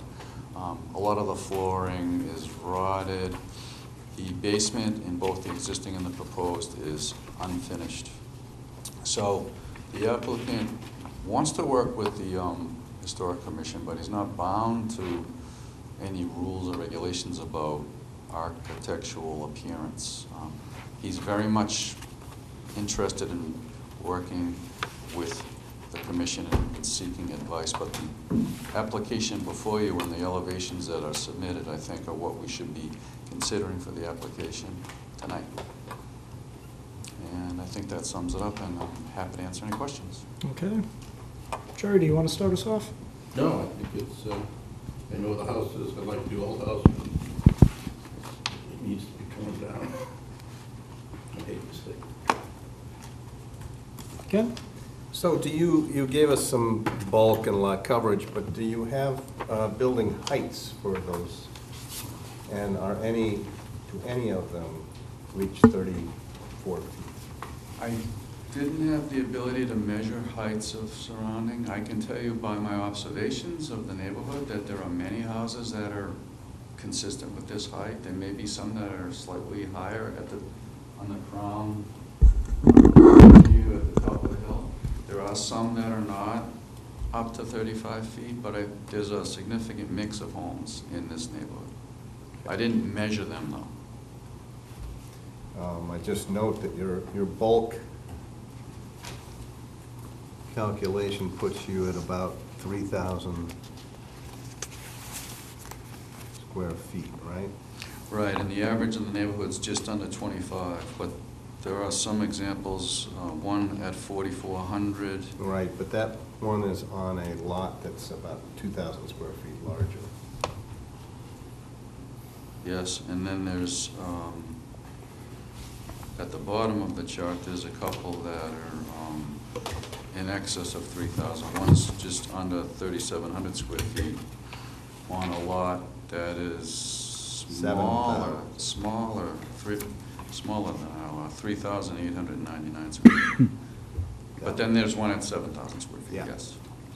So it's above the average, but it's still within the... So it's going to be one of the larger houses because of the height.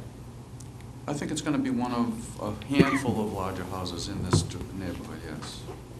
And so I'm looking at the plan, and I'm seeing on the top floor, there's a fourth bedroom. There's a stairwell that kind of winds up, right? And then there's a deck. But then it looks to me like there's a little room hanging off the end there. What is that for?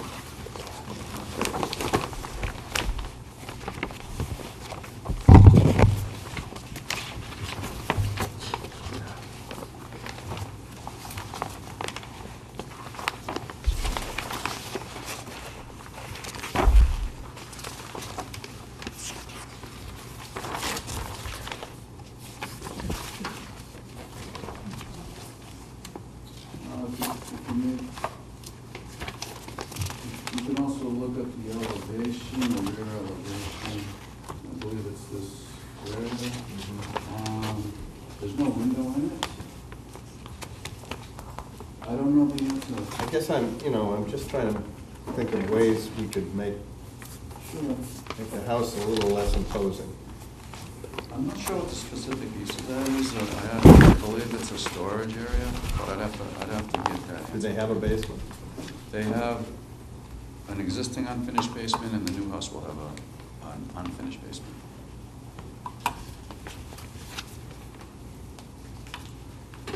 Okay, well, those are my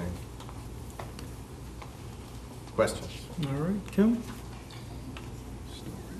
Yeah, so dry wells, I assume you're amenable to that? Yes. No.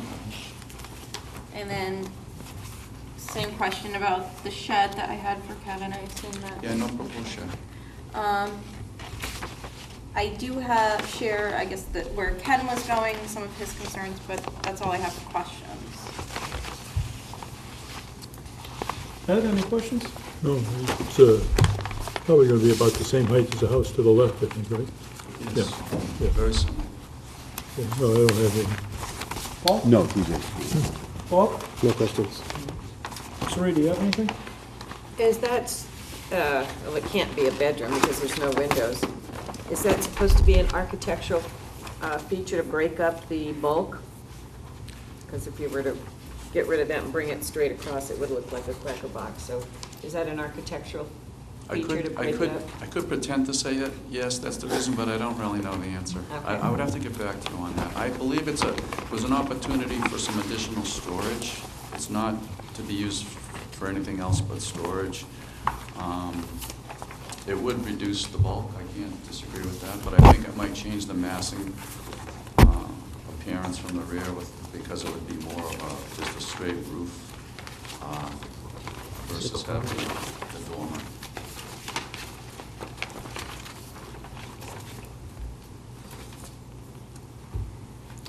You described a portion of the new proposed house as a projection. It was 5 or 6 feet, and just for the record, that doesn't affect the setback on that side, I think.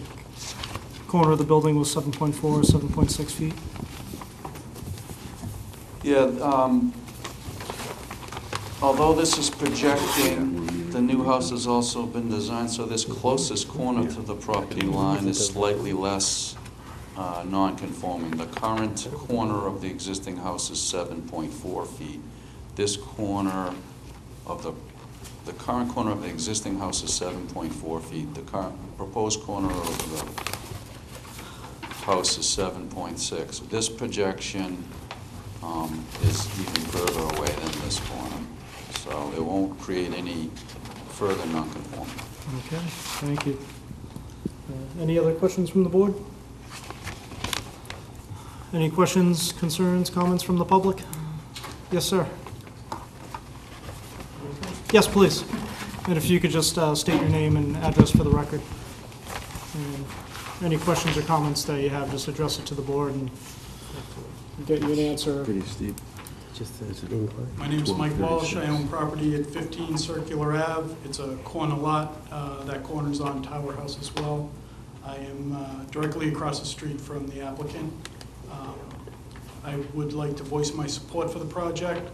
The existing structure property is really decayed and decrepit, and it's really time to revitalize the lot. My only concern is I'd like to see that off-street parking is addressed. I don't know what on-site plan he has for driveway usage. Even with regard to that, I do support the project. Thank you. And just to follow up on that, has there been an issue with off-site parking in the area? No, but currently he's just got the one spot, I think, in big house. Thank you.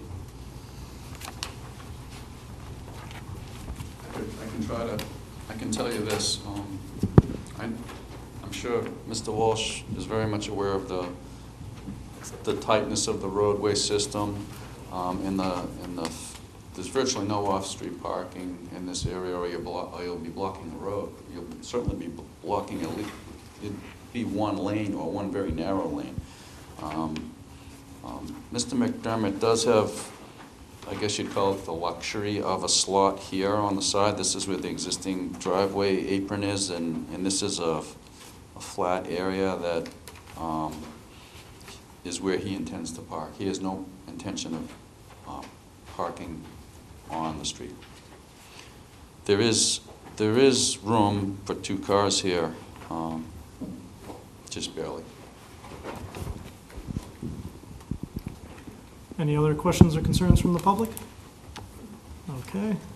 Turning to the board, what would the board like to do? Well, so I know, can we just have some discussion? Of course we can. So I know, Ken, I think what you were getting at too is the bulk. And my concern, I think it's a nice project. I think what they've tried to do in terms of staying within the existing footprint, I think they kind of have to, given the limitations on the site. But my concern is that you have, the building is set back 5 feet at one corner, 7.5 feet at another, and you're going up from, 22 feet to over 34 feet. And I think it is going to be a substantial change in bulk, because you have, right now, a first story, and the second half story is stepped in. So the effect, I think, on the neighboring properties is certainly a lot less significant than taking those 5-foot or 7-foot setbacks and going virtually straight up. So So I'm just concerned about bulk. I don't know, Ken, if you had any thoughts? Well, or- I just I'm looking at that room, that third floor room, and even if they cut it back a few feet, I'm listening, and I think that's something that can be considered. it would, because I don't think, you've already got the staircase breaking up the major part of the bulk, right? And so this is almost gratuitous there. I can see you might want some storage, but it's 9 feet. And, you know, It's either gonna be storage or a bathroom, because there doesn't appear to be a bathroom You're out right, there. it could conceivably be a bathroom, because they're stacked. There's 2 bathrooms below. But, I can't, sorry to interrupt, but I can't commit to that, but I can certainly continue the hearing and consider I'd your like concern. to know more about that. I just, Yeah. Well, there might be an there opportunity is to a reduce 4th that bedroom square up there, and footage. there is no bathroom, right? There is no bathroom on that floor. No, there is none. Oh. So maybe that is the intent. Well, if it were intended, it should at least be shown as a bathroom if it is a bathroom. So I don't want to say it's a bathroom, but it makes sense that it could be a bathroom. It also could be unnecessary, which is what I'm hoping. I'm hoping we can reduce the bulk by maybe reducing, at least reduce the size of that room, or maybe have it have the same outward architectural appearance and elevation with the dormer, but shrink it Yeah. dramatically to make it more like a smaller storage If area. the intent is storage, it doesn't need to be anything. If it were a bathroom, it could probably be a smaller half It bath. backs up to the side of the other And home. I Also a don't, possibility. yeah, but I would like to Backs up to the other one. report back to the applicant. All right, well, I'm up for that. Yeah, it might just, and I don't know if this would be on the table, but to see some sort of stepping in on that top floor might be Right. nice I too. think That it was- would Was actually. any And that is the consideration. part of the house, if I understand the footprint correctly, that is close window. to the adjacent property line, correct? That was the rear, Right, it's there. yeah. So it's, Yeah, so if that was not quite 34 feet there, might be kind of nice for the apartment. I believe the room is this, Yeah, Right. and I think when you say stepping in, are you talking about stepping this in that's what I was suggesting on the front. on the I front? think that would reduce a little bit some of that appearance of bulk. All right. I don't think Ken was asking for that same thing. But I think it would be good just to see what you could come back with. I don't like the design at all. I mean, I don't want to be cruel or anything, but it just strikes me that, it just looks like not a lot of thought went into this design. It's just 2.5 stories and this gambrel dormer off the front. I mean, it's a small lot, so, I mean, you have to get creative. I understand that. But in terms of architectural design, I just think it's really vanilla, very tall, and I think it's really ugly. It's boxy.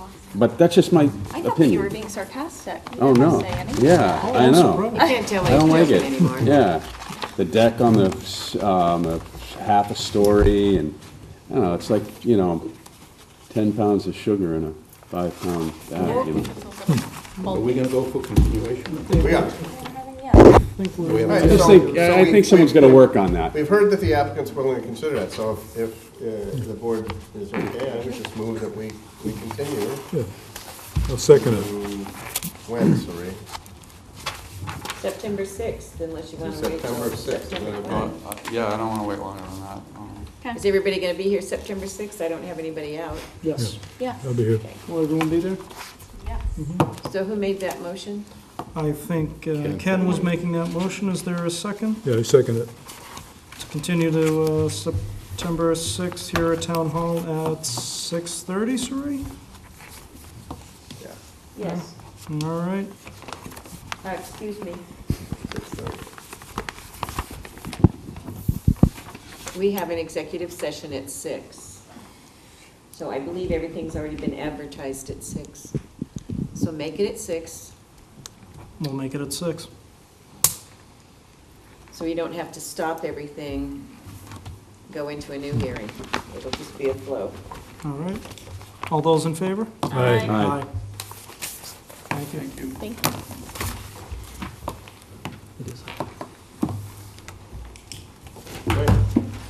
Was I unreasonable? No. Was I unreasonable? I liked it.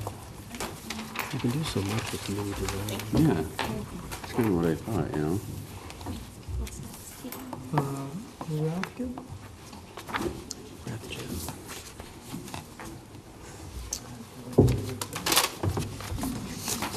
Next application we have is 56-18, Rathke, 117 Westwood Road in North Falmouth. Special permit to raise dwelling / detached garage and construct dwelling with attached garage. Being all persons deemed affected by the Board of Appeals under Section 11 of Chapter 48 of the Massachusetts General Laws, you are hereby notified that Joseph P. and Elaine J. Rathke of Foxborough, Massachusetts, applied to the Zoning Board of Appeals for a special permit pursuant to Sections 243C and 24069E of the Code of Falmouth to raise the pre-existing non-conforming dwelling and detached garage to construct a new dwelling with attached garage and subject to as 117 Westwood Road. And for referrals, Concom had no comment. Health. Existing septic system is now being shown under a proposed driveway. Components of the system would have to be H20 load, rated. Board of Health records indicate the soil absorption system is constructed of high capacity without indicating H20 loading. Soil absorption system may need to be replaced if H10 rated and a driveway is installed on top. Engineering. We recommend, had a standard comment and then said we recommend adding dry wells, rain garden, or other stormwater measure for the roof. Please see attached additional comments, and I'll read those. This lot is located upstream from and in close proximity to Buzzards Bay. Stormwater runoff has been an issue in this area, particularly running down 6th Shoreway, Dowseway, leading to the parking lot and beach. Complaints have been made to the engineering division in the past. This area is private and out of our jurisdiction. There are no stormwater appurtenances in the roads contributing to 6th Shoreway. A large portion of Alden Drive and Westwood Road east of 5th Shoreway appear to contribute stormwater runoff to 6th Shoreway. The stormwater runoff is enough of an issue that a berm was constructed across 6th Shoreway to divert water into the field south of the beach parking lot. The surrounding roads also show damage, potentially from poor drainage in the street. Although this is a private road and the town's driveway regulations are not applicable, it says we would not permit this driveway as proposed if this were a public roadway. Zoning regulation section 240-111C may be applicable to this project. If this driveway is impervious the way the grading is proposed, it appears that stormwater runoff would discharge to Westwood Road. In addition to roof dry wells, we recommend that a pervious driveway is utilized or stormwater management measures are taken to capture or divert stormwater runoff from the driveway to infiltrate the town's design storm volume. Okay. Fire department had no comment. Assessors had no comment. Water. Applicant will need to identify to water department if existing service remains or is relocated. House has a meter. I don't know what that says, out now. Meter will need to relocate into new dwelling. That's what this is. Planning had no comment. And I think that was all. Just some correspondence between the applicant's representative and Serene. All right. And for the applicant. Good evening, Mr. Chairman. For the record, my name is Kevin Clower. I'm an attorney with Ahmed Clower, law firm here in Falmouth, and I represent the applicants Elaine and Joseph Rathke of 117 Westwood Road. This property is located in North Falmouth in the Nyes Neck portion of town. It's on a lot of just over 12,000 square feet and is located in the residential B zoning district. It does contain presently a one-story single-family bedroom with one-story single-family house with 3 bedrooms, as well as a detached garage with a bedroom above. There's a total footprint of just over 3,100 square feet. The house has an existing height of 20 feet, and the garage has an existing ridge height of about 27 feet. This property is non-conforming as to side yard setbacks, being 9.5 feet from the, I believe, the westerly lot line, where 10 feet is required. It's non-conforming as to lot coverage by structures, being 26%, where 28% is allowed by right, and up to 25% is allowed with a special permit. And there is an existing wood deck which encroaches onto the neighbor's lot on the west side of the property. The applicant has proposed to raise and rebuild this, the existing dwelling and garage, and rebuild it with a conforming dwelling with an attached garage. This proposed dwelling will meet all setback requirements, eliminating all of the existing nonconformities. This includes reduction in the lot coverage by structures to 22.1%, which with the issuance of a special permit would be considered an elimination of that nonconformity. In addition, the encroachment will also be removed. Despite the improvement to the existing nonconformities, due to the existing nonconformities and the fact the lot coverage will remain above 20%, this does require a special permit. And it requires special permits under sections 243C and 24069E. 3C states that pre-existing nonconforming structures may be changed by special permit provided they're not substantially more detrimental than what currently exists. The board is asked to consider the standards of 240-216 and whether or not the new changes create any new dimensional nonconformities, impair view of vistas, and reasonably conform to the average dimensions in the neighborhood. The applicant's proposal, in fact, eliminates all existing nonconformities and encroachments. There's no new dimensional nonconformities. There's no impact on views and vistas, and it does reasonably conform to the neighborhood. As noted, the lot coverage by structures will be 22.1%, which again is over the 20% allowed by right, but within the permissible range allowed by the ZBA with a special permit, and well below the existing lot coverage by structures of 26. Section 24069 asks the board to consider the size and height of the structure in relation to the average size and heights of structures in the neighborhood, to look at the effect of shadow on adjacent properties, the impacts on views and vistas from public ways, and the effect of nitrogen on the coastal embayments. There's no impact on views and vistas from public ways.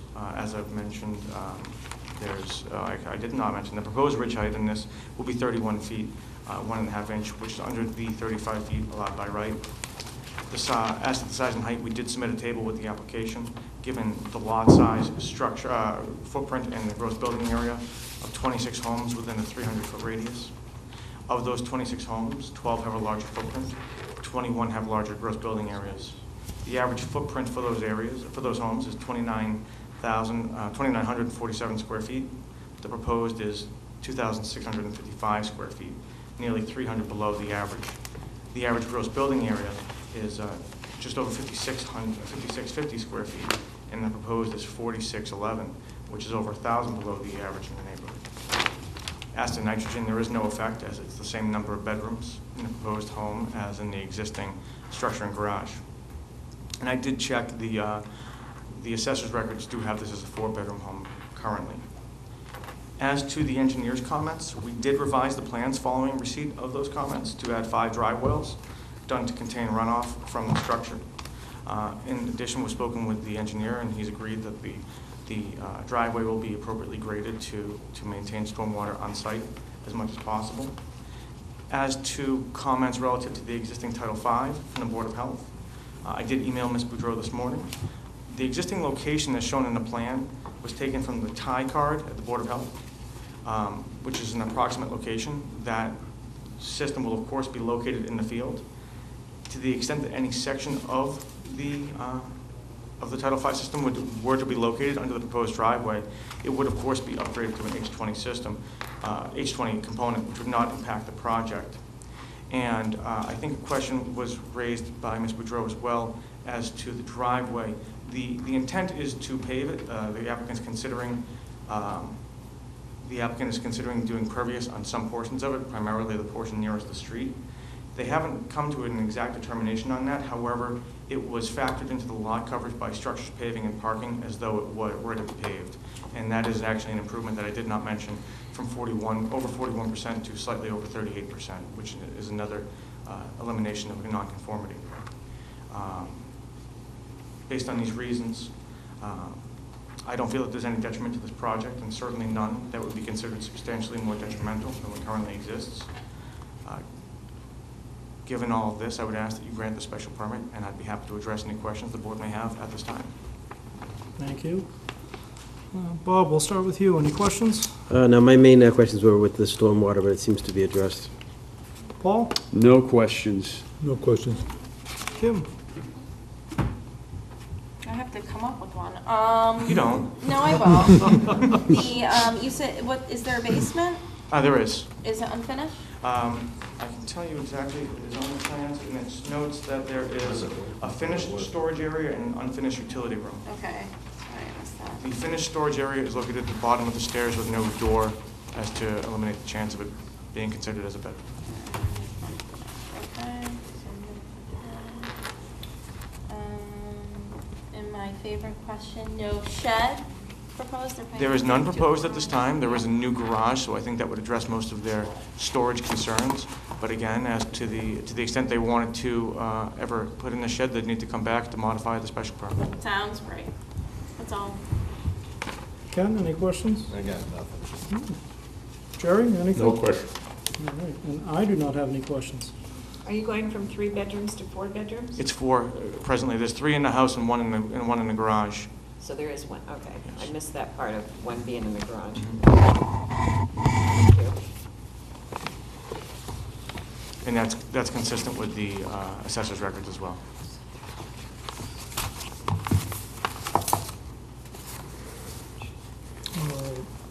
Turning to the public, any questions, comments, concerns regarding this application? Seeing none, what is the pleasure of the board? I will move to close. Second. Move to close by Kim, second by Ed. All those in favor? Aye. Aye. All right, and what will be the pleasure of the board? I will move that we approve application 5618.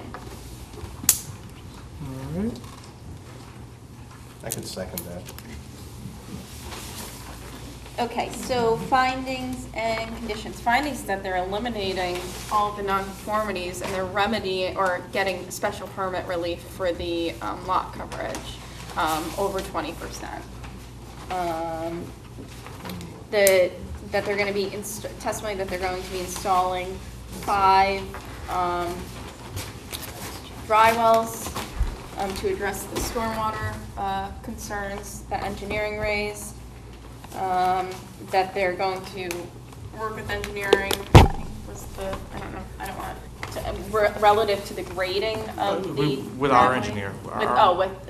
With their own engineer, relative to the grading to maintain stormwater runoff on their property.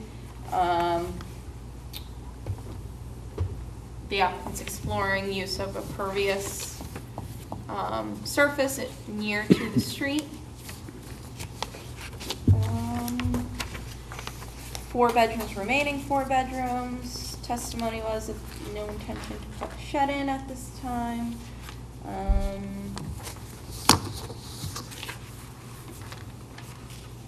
We should probably address the Board of Health referral.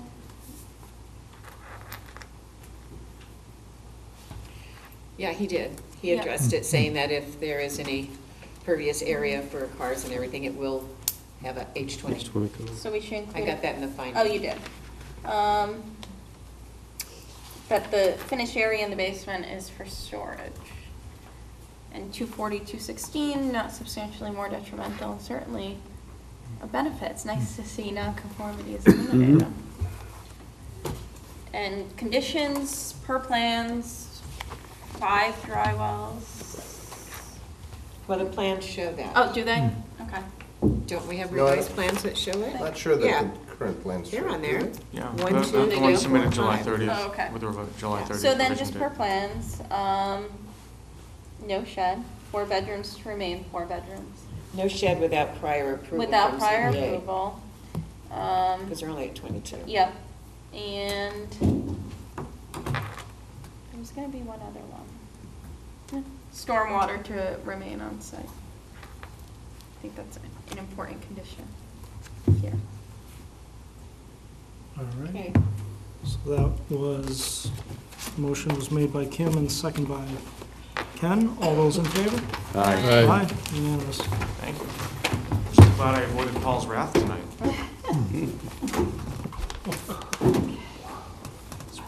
Is that it for you? Yes.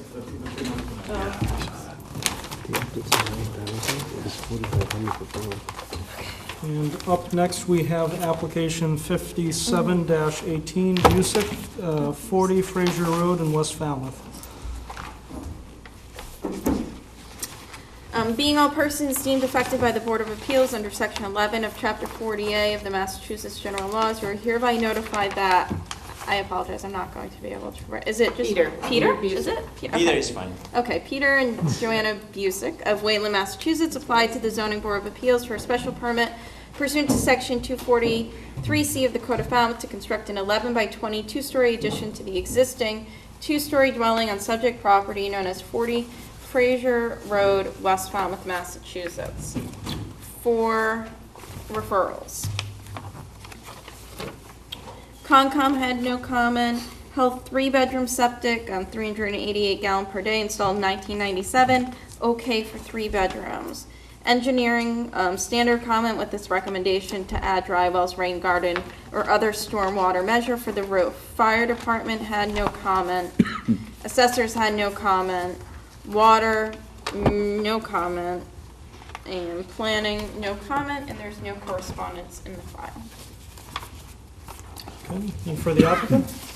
So, good evening, everybody. My name is Piotr Buczek. Joanna and I, we bought the house a year ago, and as you know, this is pre-existing non-conforming house, and we're trying to add the full-size second floor to it, and addition 11 by 20, and basically that's it. No garage. There's existing basement, and it is finished. So that's where we're going to put 2 bedrooms, and the 3rd bedroom will be on the 2nd floor. As I said, no garage. We hope to not, redirect the stormwater. The overall height is going to be around 22 feet. Pretty straightforward, I think, but maybe not. What's the height now? So I think it's 19 only. So we're adding to each floor maybe 1 foot. So on the plan it is 9.3 feet for each floor.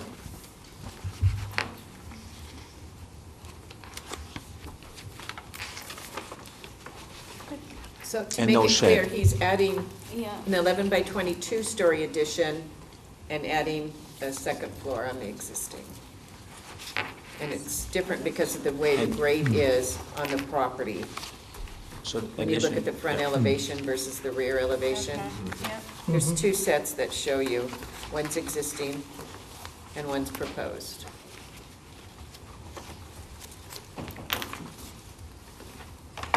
So you're not moving or getting any closer to the roadway then? No, so the addition is going to be actually by 4 feet farther away from the road. Okay.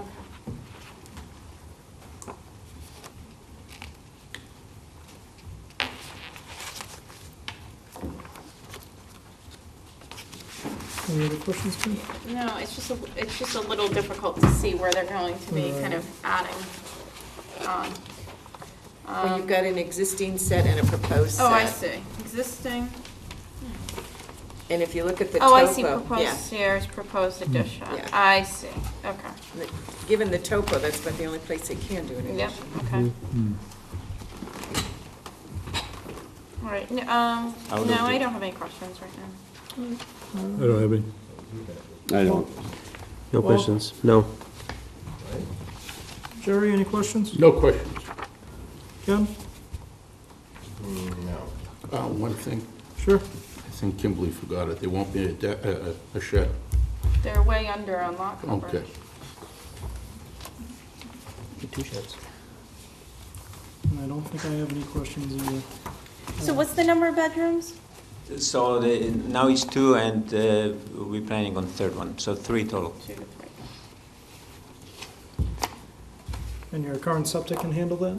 Yeah, it's 3 bedroom septic, one built in 1997. So I have Title 5 here. Mhm. All right. Any other questions from the board? Suri, any questions? No. All right. Members of the public, all 4 of you, any questions, comments, concerns? All right. And what would be the board's pleasure? I'll move to close. I'll second. Motion to close by Ken, second by Kim. All those in favor? Aye. Aye. All right, and how would you like to proceed? Bueller. It is a modest project. Not everyone at once. It is modest project. Nobody wants to make a motion? I did okay, so I will move that we approve application 5718. Second. Kim and Ed, all right. I can second it. No, Ken. Findings and conditions, or we'll start with findings. Findings that the proposed addition is, I guess, stepped back 4 feet from the existing front yard nonconformity.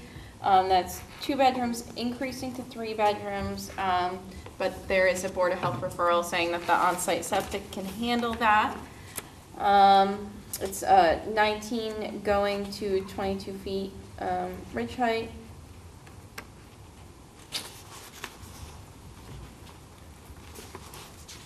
Not more detrimental. Not more detrimental, thank you. 240, 216. It enhances the utilization of the property for the homeowner. Definitely. Oh, I have a, I see. Now I have a question. Now that we've closed stuff. Yeah. Closed it. The question being the roof deck. I just wonder how high, is there something that we're not seeing? Top of wall, I see, so there's a roof deck, so 22 feet incorporates the height for the roof deck. Yeah. Okay.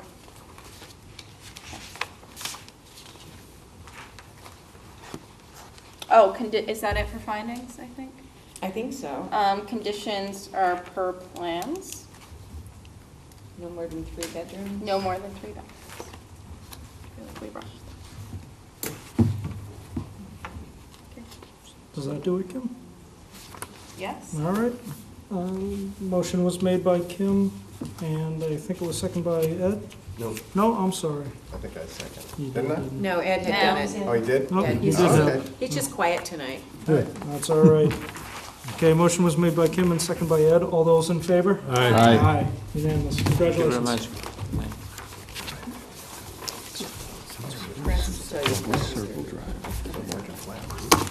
Oh, it's in It's a nice street, my isn't it? cans. It's nice, yeah. Numbers are important.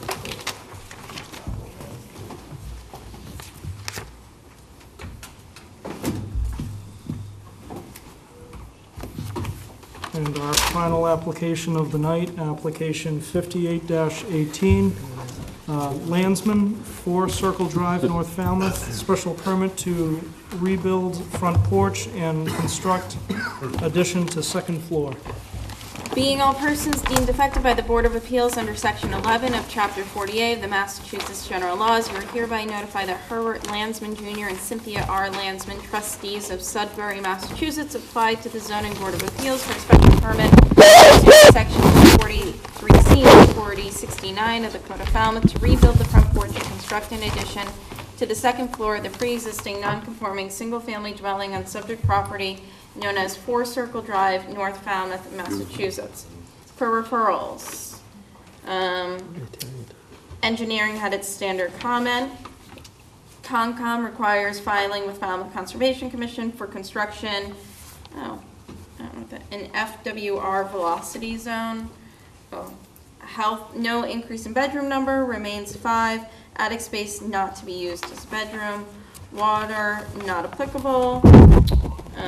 Assessment parcels 7 and 7A. Fire department had no comment. Amy Lowell from DPW said, noted that Circle Drive is not on town sewer. Planning had no comment. comment, and there was one letter of support. All right. And for the applicant? Greg Jones, I'm architect for the project. Also present tonight, if you care to hear from them, is the owner Cynthia Landsman and the building contractor Peter Kaufman. Building in question is a small house in Magansett. They've done some work to it last year that included cutting 5 feet off the back of the house to make the entire house outside of the flood zone. So that work has been completed, and a new septic system was installed also as part of that work. This work, we're before you today because if you've seen the pictures, primarily we want to add a second floor to an existing flat-roofed first floor section of the house for a bedroom. We're not increasing the bedroom count. One of the existing bedrooms will become a bathroom, and that bedroom that gets usurped by the new bathroom, we'd like to place on top of the flat-roofed one-story portion of the house. So as we got into the project, obviously we had the site plan put together. A couple things came up. The house is non-conforming in a number of ways, 4 to be precise. The southeast corner, there's a deck. It sits virtually on the property line. The northeast corner, there's an existing stair that's 3.3 feet from the property line, where 10 feet is required. That's this stair here. The northwest corner, this was the real surprise, the northwest corner of the porch actually is 1 foot over the property line on the neighbor's property. That's this corner here. And lastly, the existing lot coverage by structures is at 21.5%, where 20% is required. So as we got into the project, we looked at the addition on top of the one-story piece. We also looked at rebuilding that front porch. It needs some structural repairs, and in the course of that sort of discussion between the builder, the homeowners, and myself, we said if we're going to go to the trouble of rebuilding the porch, if we were to make it 1 foot shorter in each dimension and shrink it down a bit, it didn't really affect the use of the porch, but it got the porch northwest corner onto the homeowner's property. Not by much, I grant. I think it's 0.14 feet to the good, whereas it's 1 foot over currently. So we're solving or much reducing that nonconformity. The other piece that we're improving, this northeast stair to the front porch, here, that's 3.3 feet from the property line. Again, since we're rebuilding the porch, we said let's try and make it a little more conforming, and frankly, putting a stair in the center of the porch, looking at the views of the harbor, made more sense than a side set of stairs. So the new stairs are 4 feet from the property line, whereas the old ones were 3.3. So again, we're trying to improve that condition a bit. And finally, the last thing that we are improving is by virtue of making the porch smaller, we've actually reduced the lot coverage from 21.5% to 21.2%. So 3 out of the 4 nonconformities we're improving. There's no increase in bedroom count, as I said earlier, simply adding a bathroom where a bedroom exists and putting that bedroom over an existing 1-story portion of the house. If you look at the elevations,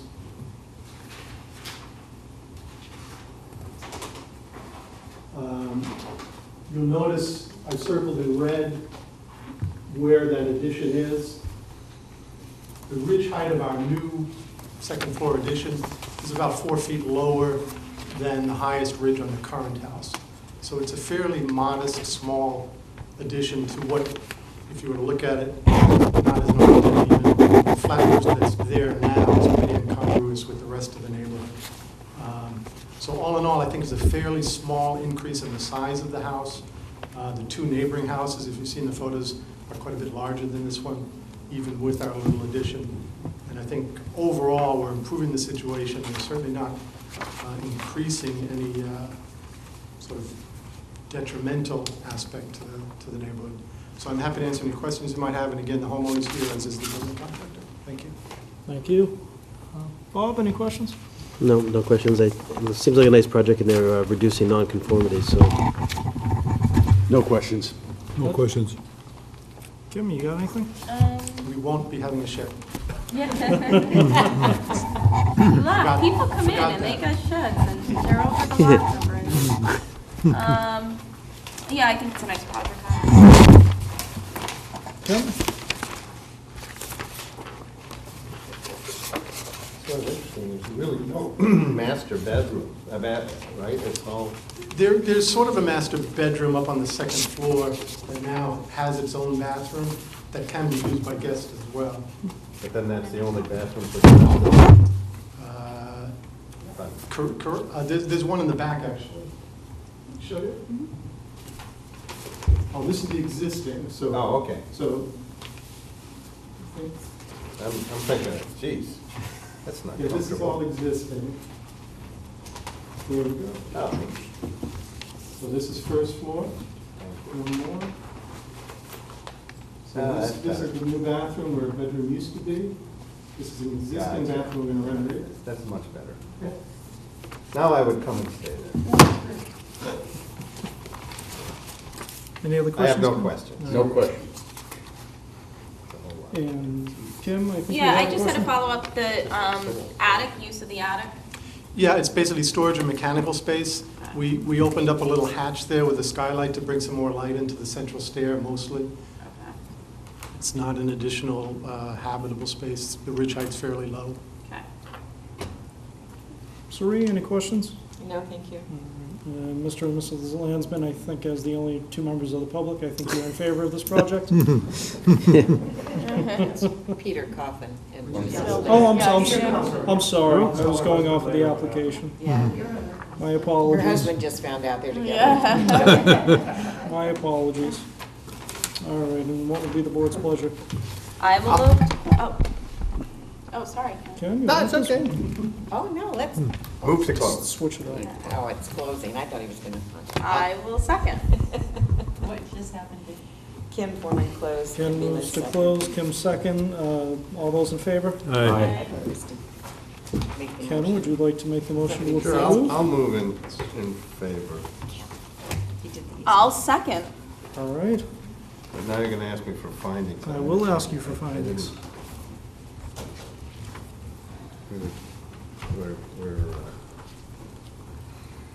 We're getting rid of the encroachment on the adjoining property, and we're reducing the side yard nonconformities and lot coverage. Slightly. And I don't think we're increasing No increase. ridge height, right? So- Right. Nope.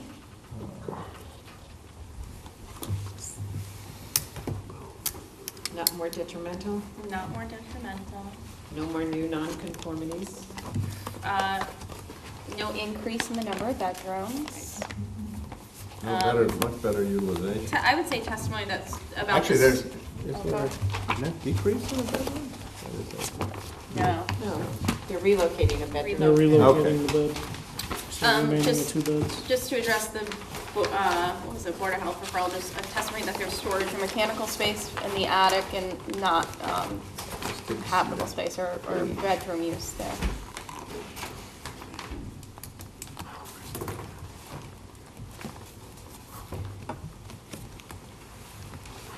Okay, and in terms of 242.16. conditions, I think yes. 24216, Yeah. sorry. Sure.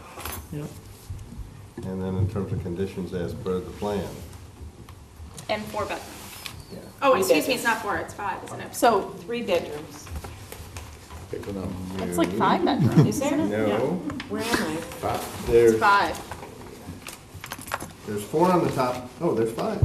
Is there 5? Oh, I'm sorry, Greg didn't, I see, so they're relocated, but they're all on the top. floor. right. I got that part, but I thought there was only 3. Some of them are kind of compact. Well, I'm not looking at the plans while I'm doing this, sorry. So no more So than no more than 5 bedrooms? Mm-hmm. Did you want to make a finding, wasn't there? Finding regarding septic, or Yeah, assuming there was no referral, negative referral from Board of Health, right?